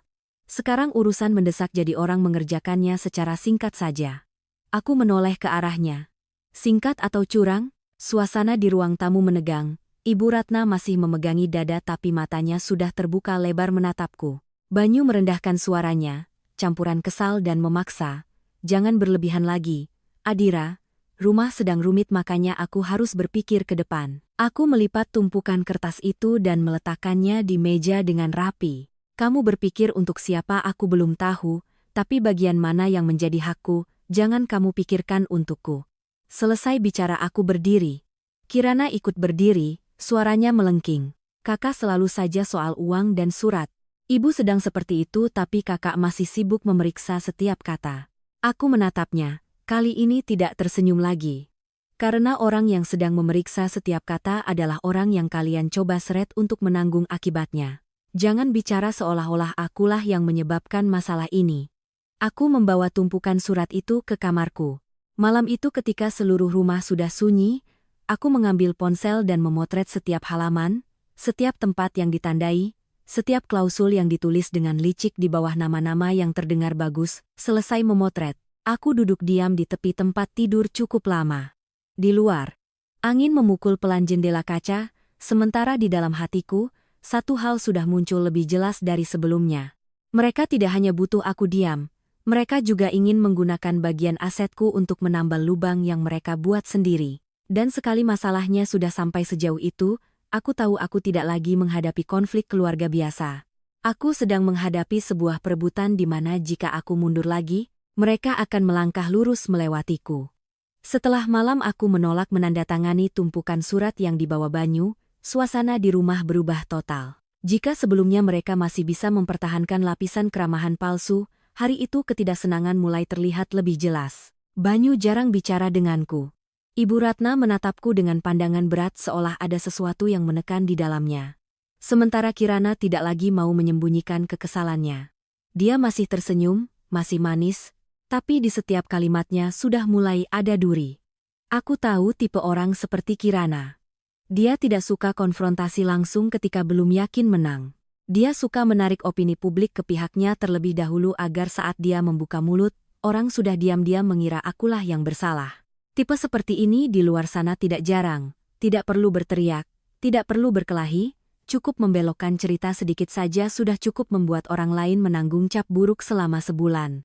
Sore itu aku baru saja selesai rapat, ponselku bergetar terus-menerus. Grup chat keluarga dari pihak ayah Banyu muncul beberapa pesan. Biasanya aku hanya membaca sekilas, sangat jarang ikut berkomentar. Tapi kali ini baru saja kubuka, aku sudah melihat sebuah pesan panjang dari nomor Ibu Ratna. Beberapa hari ini aku sangat lelah tapi di rumah tetap tidak tenang. Ada orang yang terus menekan soal uang dan bicara tidak sopan membuatku kadang ingin mati saja. Di bawahnya ada beberapa pesan dari kerabat yang menanyakan kabar. Ada yang menyuruh ibu menjaga kesehatan. Ada yang menulis menantu zaman sekarang banyak yang kurang ajar, Bu. Yang lain menambahkan, mungkin karena terlalu tertekan jadi sering bertengkar. Ibu jangan dimasukkan ke hati. Aku menatap layar dan punggungku terasa dingin. Tanpa menyebut namaku, tanpa menceritakan dari awal, cukup beberapa kalimat setengah-setengah seperti itu, pembaca akan dengan sendirinya menyusun sisa ceritanya dengan cara yang paling merugikan bagiku. Gaya menusuk dari belakang ini kotor tapi lihai, khas Kirana. Pulang ke rumah, aku melihat Ibu Ratna sedang duduk di sofa, ponselnya diletakkan di sebelahnya. Kirana duduk di sampingnya, matanya melirikku lalu menunduk tersenyum. Aku meletakkan tas dan bertanya dengan sangat tenang, "Sore tadi siapa yang mengirim pesan di grup keluarga?" Ibu Ratna belum angkat bicara, Kirana sudah menyela. "Ibu yang kirim, memangnya kenapa, Kak?" Ibu sedih. Ibu mengeluh beberapa kalimat pada keluarga sendiri juga tidak boleh. Aku menatap lurus ke arahnya. "Ibu yang kirim atau kamu yang memegang ponsel ibu?" Senyum di wajah Kirana sedikit kaku, tapi dia cepat menguasai diri. "Kakak, jangan semua masalah menyalahkan aku, memangnya aku tidak punya kerjaan lain?" Aku tidak berdebat lagi. Dengan orang seperti ini, semakin banyak beradu argumen, semakin sesuai dengan keinginannya. Tapi di kepalaku sudah ada satu kesimpulan, dia sudah mulai menyerang keluar. Beberapa hari kemudian, masalahnya semakin parah. Malam itu, aku baru saja keluar dari dapur ketika melihat Ibu Ratna sedang menyalahkanku di depan Banyu soal uang. Beliau terus-menerus mengatakan bahwa aku hidup perhitungan, bahwa keluarga sedang dalam kesulitan tapi menantu hanya memikirkan bagiannya sendiri. Aku diam dari awal sampai akhir, hanya menjawab satu kalimat, "Aku menjaga bagianku yang benar, bukan menanggung akibat dari orang lain." Tak disangka tepat pada saat itu, Kirana mengangkat ponselnya dan merekam lurus ke wajahku.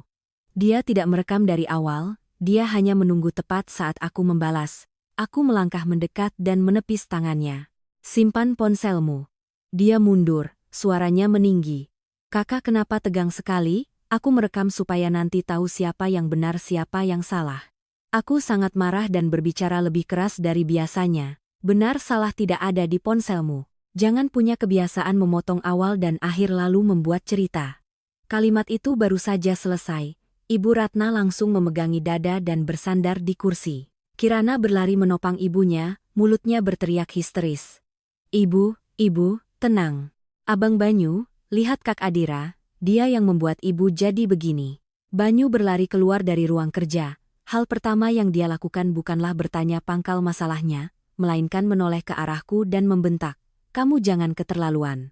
Aku berdiri di tengah ruang tamu, melihat 3 orang di hadapanku dan merasa marah sampai ingin tertawa. Adegan ini mereka mainkan dengan begitu lancar sampai sepertinya tidak perlu latihan.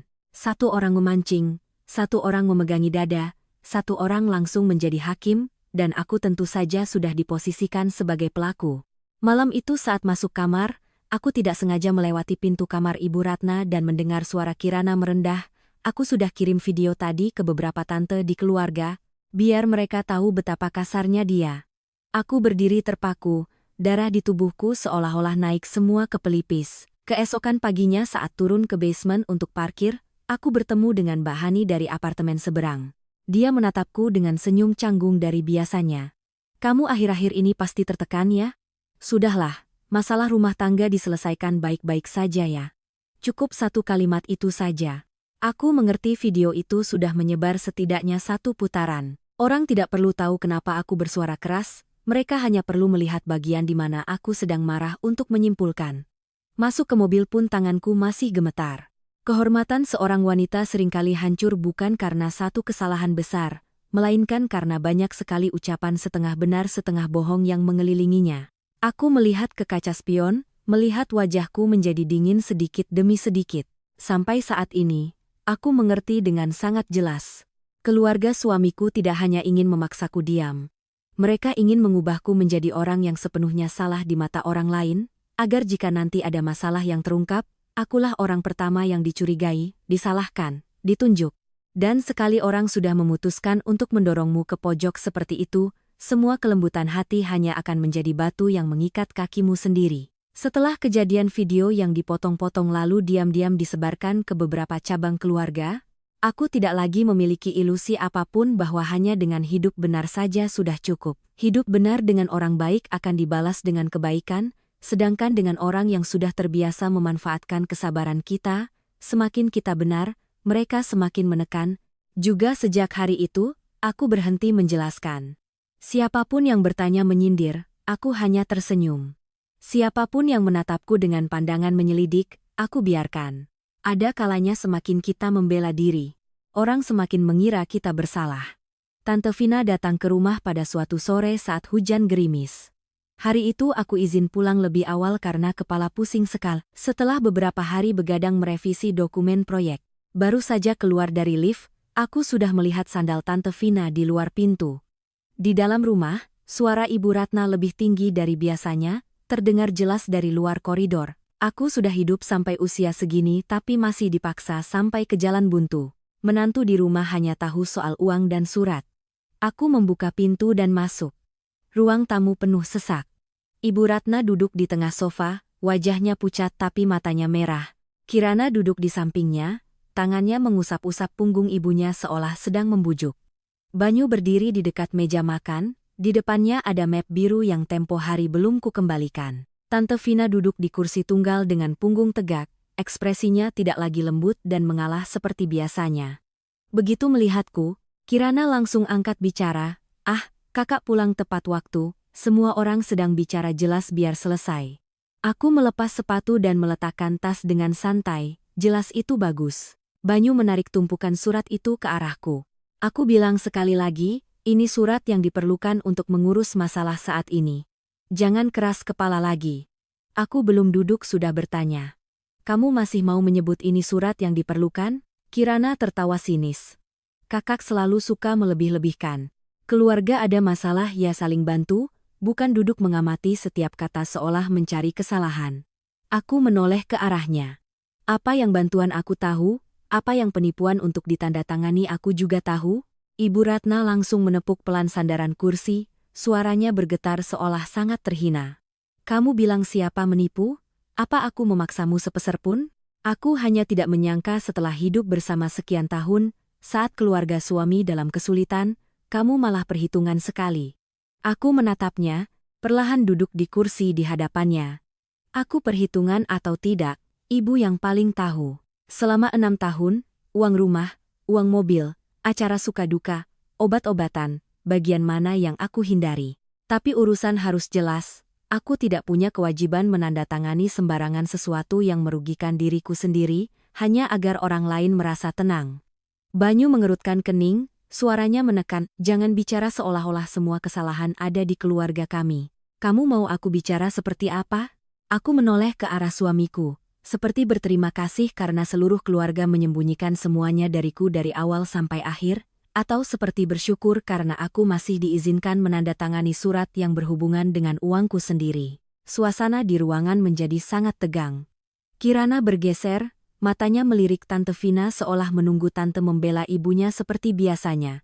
Tapi Tante Vina tidak mengatakan apa-apa, beliau hanya duduk diam melihat setiap orang dengan pandangan yang membuat semua orang merasa bersalah. Tepat pada saat itu, Kirana mengeluarkan ponselnya, menggeser beberapa kali lalu meletakkannya di meja, suaranya sinis. Seluruh keluarga sekarang tahu betapa galaknya kakak. Jangan kira dengan bicara keras kakak jadi orang yang benar. Aku tersenyum sinis. Berkat kamu yang merekam tepat satu bagian lalu mengirimkannya. Bakatmu memutarbalikkan fakta, aku belajar seumur hidup pun mungkin tidak akan bisa. Ibu Ratna lagi-lagi memegangi dada dan bersandar seolah akan pingsan. Kirana buru-buru menopang ibunya dan menoleh ke Banyu. Abang lihat kan, ada orang yang bicara pada ibu mertuanya seperti itu? Tepat pada saat itulah, Tante Vina meletakkan cangkir air dengan keras di meja. Suaranya tidak keras tapi begitu tegas sampai seluruh ruangan terdiam. Cukup. Suaranya tidak tinggi tapi tajam. Aku belum pernah melihatnya bicara seperti itu pada kakaknya. Beliau menoleh ke Ibu Ratna terlebih dahulu, hentikan sandiwara memegangi dada setiap kali ditanya. Salah ya akui salah, bukan setiap kali ada yang bicara benar kamu malah membalikkan keadaan menuduh orang tidak berbakti dan tidak sopan. Ibu Ratna tertegun, matanya terbelalak. Kamu bicara apa pada kakakmu? Tante Vina tidak menghiraukannya. Aku bicara tepat apa yang sedang kamu lakukan. Kamu salah dari awal tapi terus memaksa orang lain menanggungnya. Dari menyembunyikan sampai membiarkan Kirana menyindir di grup keluarga. Sekarang bahkan menyeret surat-surat aset untuk menekan Adira. Kamu kira semua orang buta? Kirana berdiri. Tante jangan memfitnah saya. Tante Vina berbalik ke arahnya. Fitnah?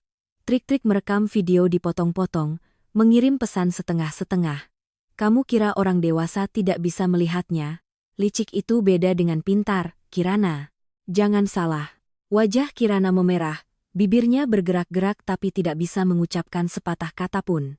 Banyu saat itu baru angkat bicara tapi masih dengan nada pembelaan yang lemah seperti biasanya. Tante, rumah sedang rumit, jangan membuat semuanya semakin tegang.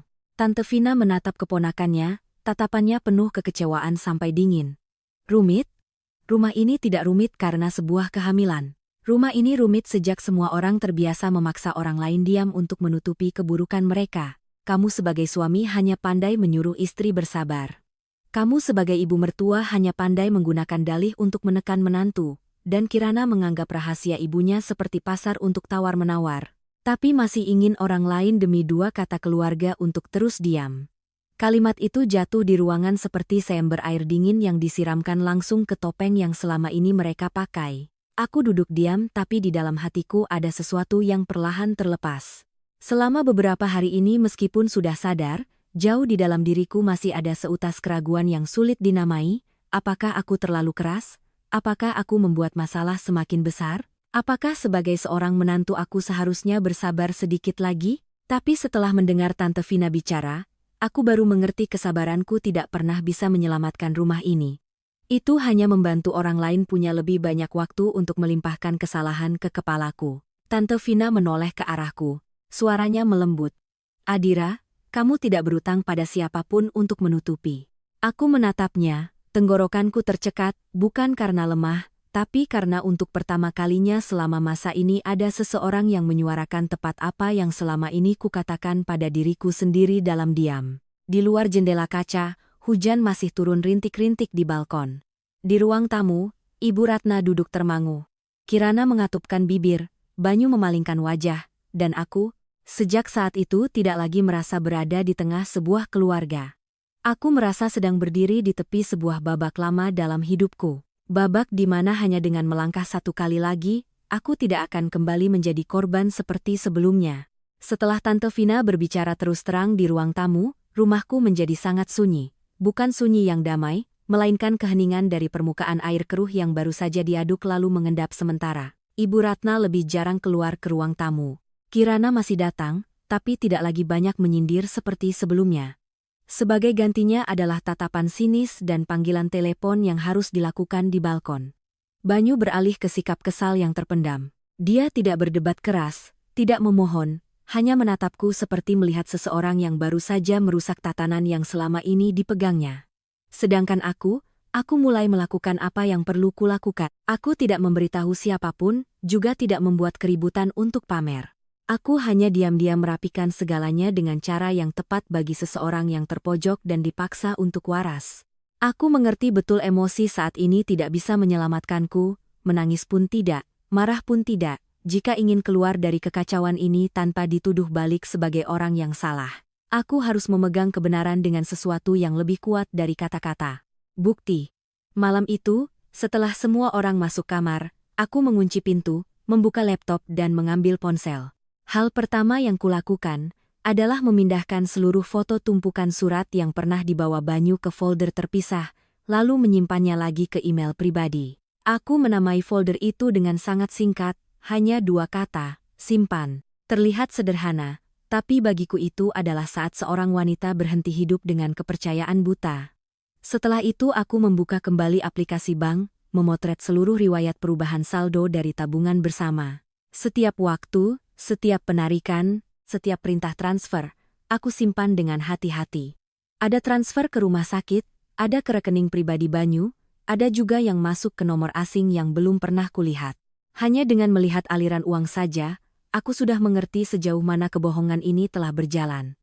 Rahasia ini tidak lagi berada di dalam 4 dinding. Ia sudah mulai menggerogoti uang, hak hukum, dan fondasi pernikahan yang kubangun selama 6 tahun. Keesokan harinya, saat istirahat makan siang, aku menghabiskan hampir setengah jam untuk menelusuri kembali pesan di grup keluarga pihak ayah. Aku memotret seluruh pesan samar dari ponsel Ibu Ratna, memotret juga kalimat-kalimat sindiran, orang-orang yang mengisyaratkan aku kasar dan perhitungan. Aku tidak perlu berdebat siapa benar siapa salah dalam tulisan-tulisan itu. Cukup menyimpan waktu yang tepat, konten yang tepat, sudah cukup agar nanti tidak ada yang bisa mengatakan aku mengada-ada. Malamnya aku membuka kembali ponsel lama, mencari video yang pernah direkam Kirana dan dikirimkan ke seorang kerabat lalu beredar. Untungnya, Seorang kakak sepupu dari pihak ayah yang masih bersikap netral padaku diam-diam mengirimkannya secara pribadi. Aku kirim ini supaya kamu tahu apa yang orang bicarakan di belakangmu. Aku mendengarkan kembali video itu sekali, hanya sekali.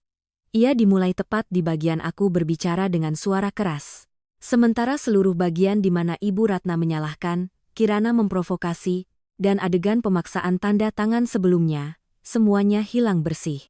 Aku mematikannya, menyimpan salinannya ke hard disk. Hatiku tidak lagi bergejolak, kemarahan sampai pada titik tertentu sekarang sudah mendingin, hanya tersisa kewarasan yang dingin seperti es. Malam ketiga, aku membuka laci paling bawah di lemari pakaian. Di sana ada sebuah kotak kayu kecil berwarna coklat tua dengan kunci kuningan. Aku sudah tidak menyentuhnya sangat lama. Ada beberapa hal yang kita simpan bukan karena lupa, tapi karena belum cukup sakit untuk mengeluarkannya.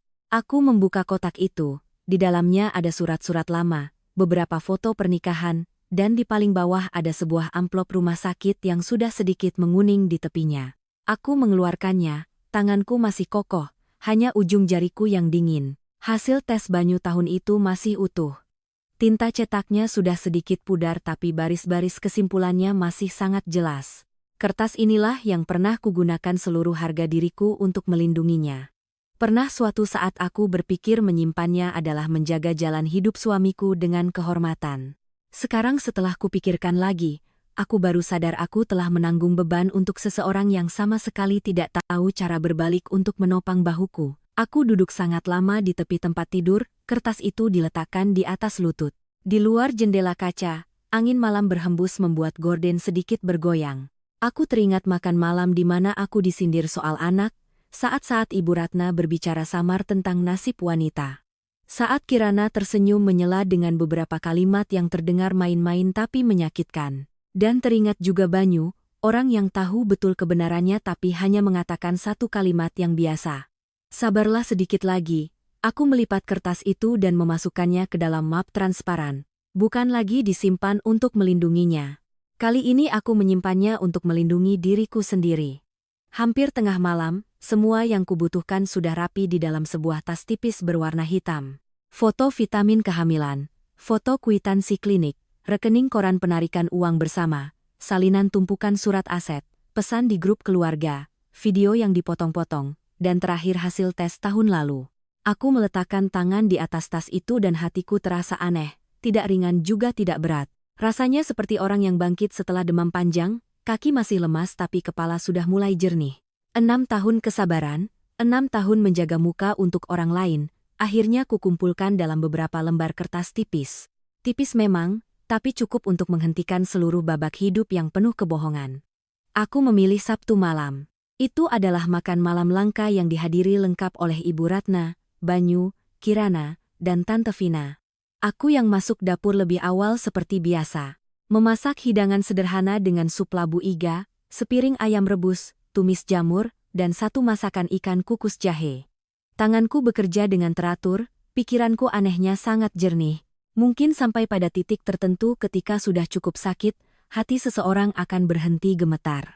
Tas tipis hitam itu sudah kusiapkan di kamar, di samping koper yang resletingnya sudah hampir tertutup. Makan malam dimulai dengan normal sampai terasa palsu. Ibu Ratna duduk di kepala meja, wajahnya pucat tapi masih mempertahankan sikap lambatnya yang khas. Kirana mengambilkan makanan untuk ibunya, mulutnya bertanya sekadarnya. Banyu lebih pendiam, sesekali melirikku seolah mencoba menebak apa yang sedang kupikirkan hari ini. Tante Vina duduk di sebelah kanan Ibu Ratna, diam dari awal sampai akhir. Setengah jalan makan, Ibu Ratna meletakkan sumpit terlebih dahulu. Beliau menghela napas, suaranya sedih seolah-olah dialah korban terbesar di rumah ini. Aku sudah tua, tidak banyak berharap, hanya berharap di rumah jangan ada yang melebih-lebihkan masalah, agar masih ada sedikit ketenangan. Kirana langsung menyahut, benar, Bu, ada orang yang suka mengorek-ngorek, masalah kecil dibesar-besarkan, akhirnya yang lelah tetap Ibu. Banyu menoleh ke arahku, suaranya rendah tapi familiar sampai membosankan. Adira, sejujurnya sampai sejauh ini, kalau kamu sedikit tahu diri, semuanya tidak akan setegang ini. Aku mengangkat kepala menatap setiap orang satu persatu, aneh sekali. Saat itu aku tidak lagi marah, hanya merasa lucu. Begitu banyak hal kotor, bohong, menekan, sampai di mulut mereka masih bisa dibungkus dengan 2 kata tahu diri. Aku mengelap tangan dengan tisu, berdiri dan masuk ke kamar. Saat kembali, di tanganku ada tas hitam itu. Langkah kakiku terdengar sangat jelas di lantai, di dalam ruangan yang tiba-tiba sunyi senyap. Aku meletakkan tas itu di tengah meja makan, membuka resletingnya. Tumpukan kertas pertama yang kukeluarkan adalah surat cerai yang sudah kutandatangani. Aku meletakkannya di depan Banyu. Aku tidak melebih-lebihkan, aku hanya berhenti di saat yang tepat. Wajah Banyu berubah. Kamu gila. Aku tidak langsung menjawab. Aku mengambil salinan rekening koran penarikan tabungan bersama lebih dari 600 juta dan meletakkannya di samping surat cerai. Ini adalah uang bersama kita. Kamu menariknya tanpa izin, tanpa diskusi, tanpa meminta pendapat. Nanti di pengadilan, setiap rupiah harus dipertanggungjawabkan, ingatlah untuk melaporkannya dengan lengkap. Kirana berdiri. Kakak mau menakut-nakuti siapa? Aku menoleh ke arahnya, mengeluarkan setumpuk foto tumpukan surat yang pernah coba disodorkan Banyu untuk ditandatangani. Dan ini adalah set surat yang kalian sebut asuransi bantuan medis. Jika perlu, aku akan meminta pengacara memeriksanya baris per baris untuk melihat apakah itu bantuan atau penipuan. Ibu Ratna memegangi dada, suaranya bergetar. Kamu mau melakukan apa? Adira, kali ini aku tidak lagi memanggilnya ibu. Aku tidak melakukan apa-apa. Aku hanya mengembalikan kebenaran kepada pemiliknya yang sah.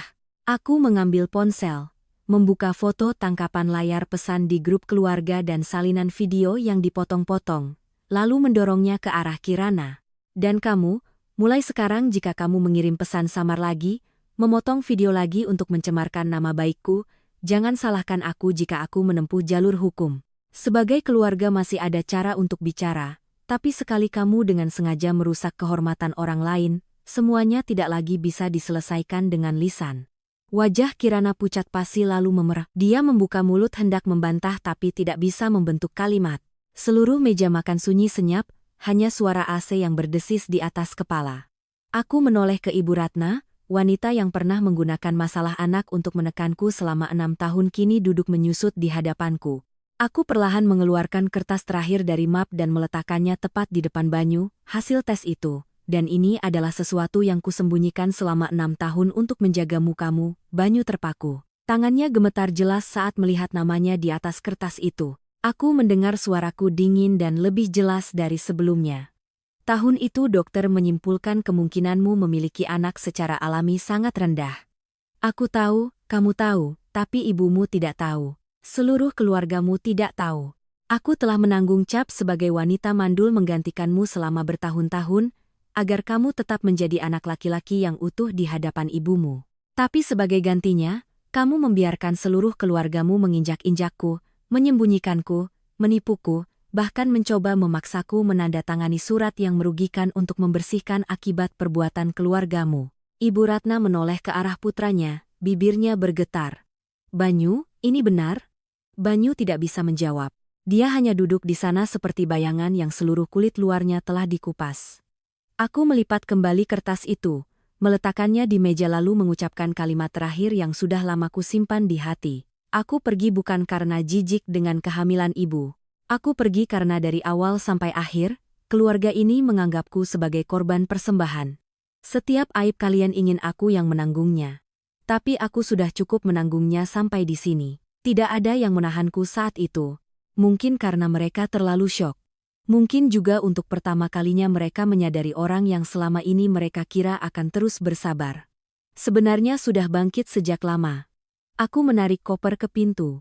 Tante Vina mengikutiku sampai ambang pintu, matanya memerah tapi tidak menahan. Beliau hanya berbisik, pergilah, nak, hidup ini ada pasang surutnya, kita harus menyayangi diri kita sendiri terlebih dahulu. Aku mengangguk.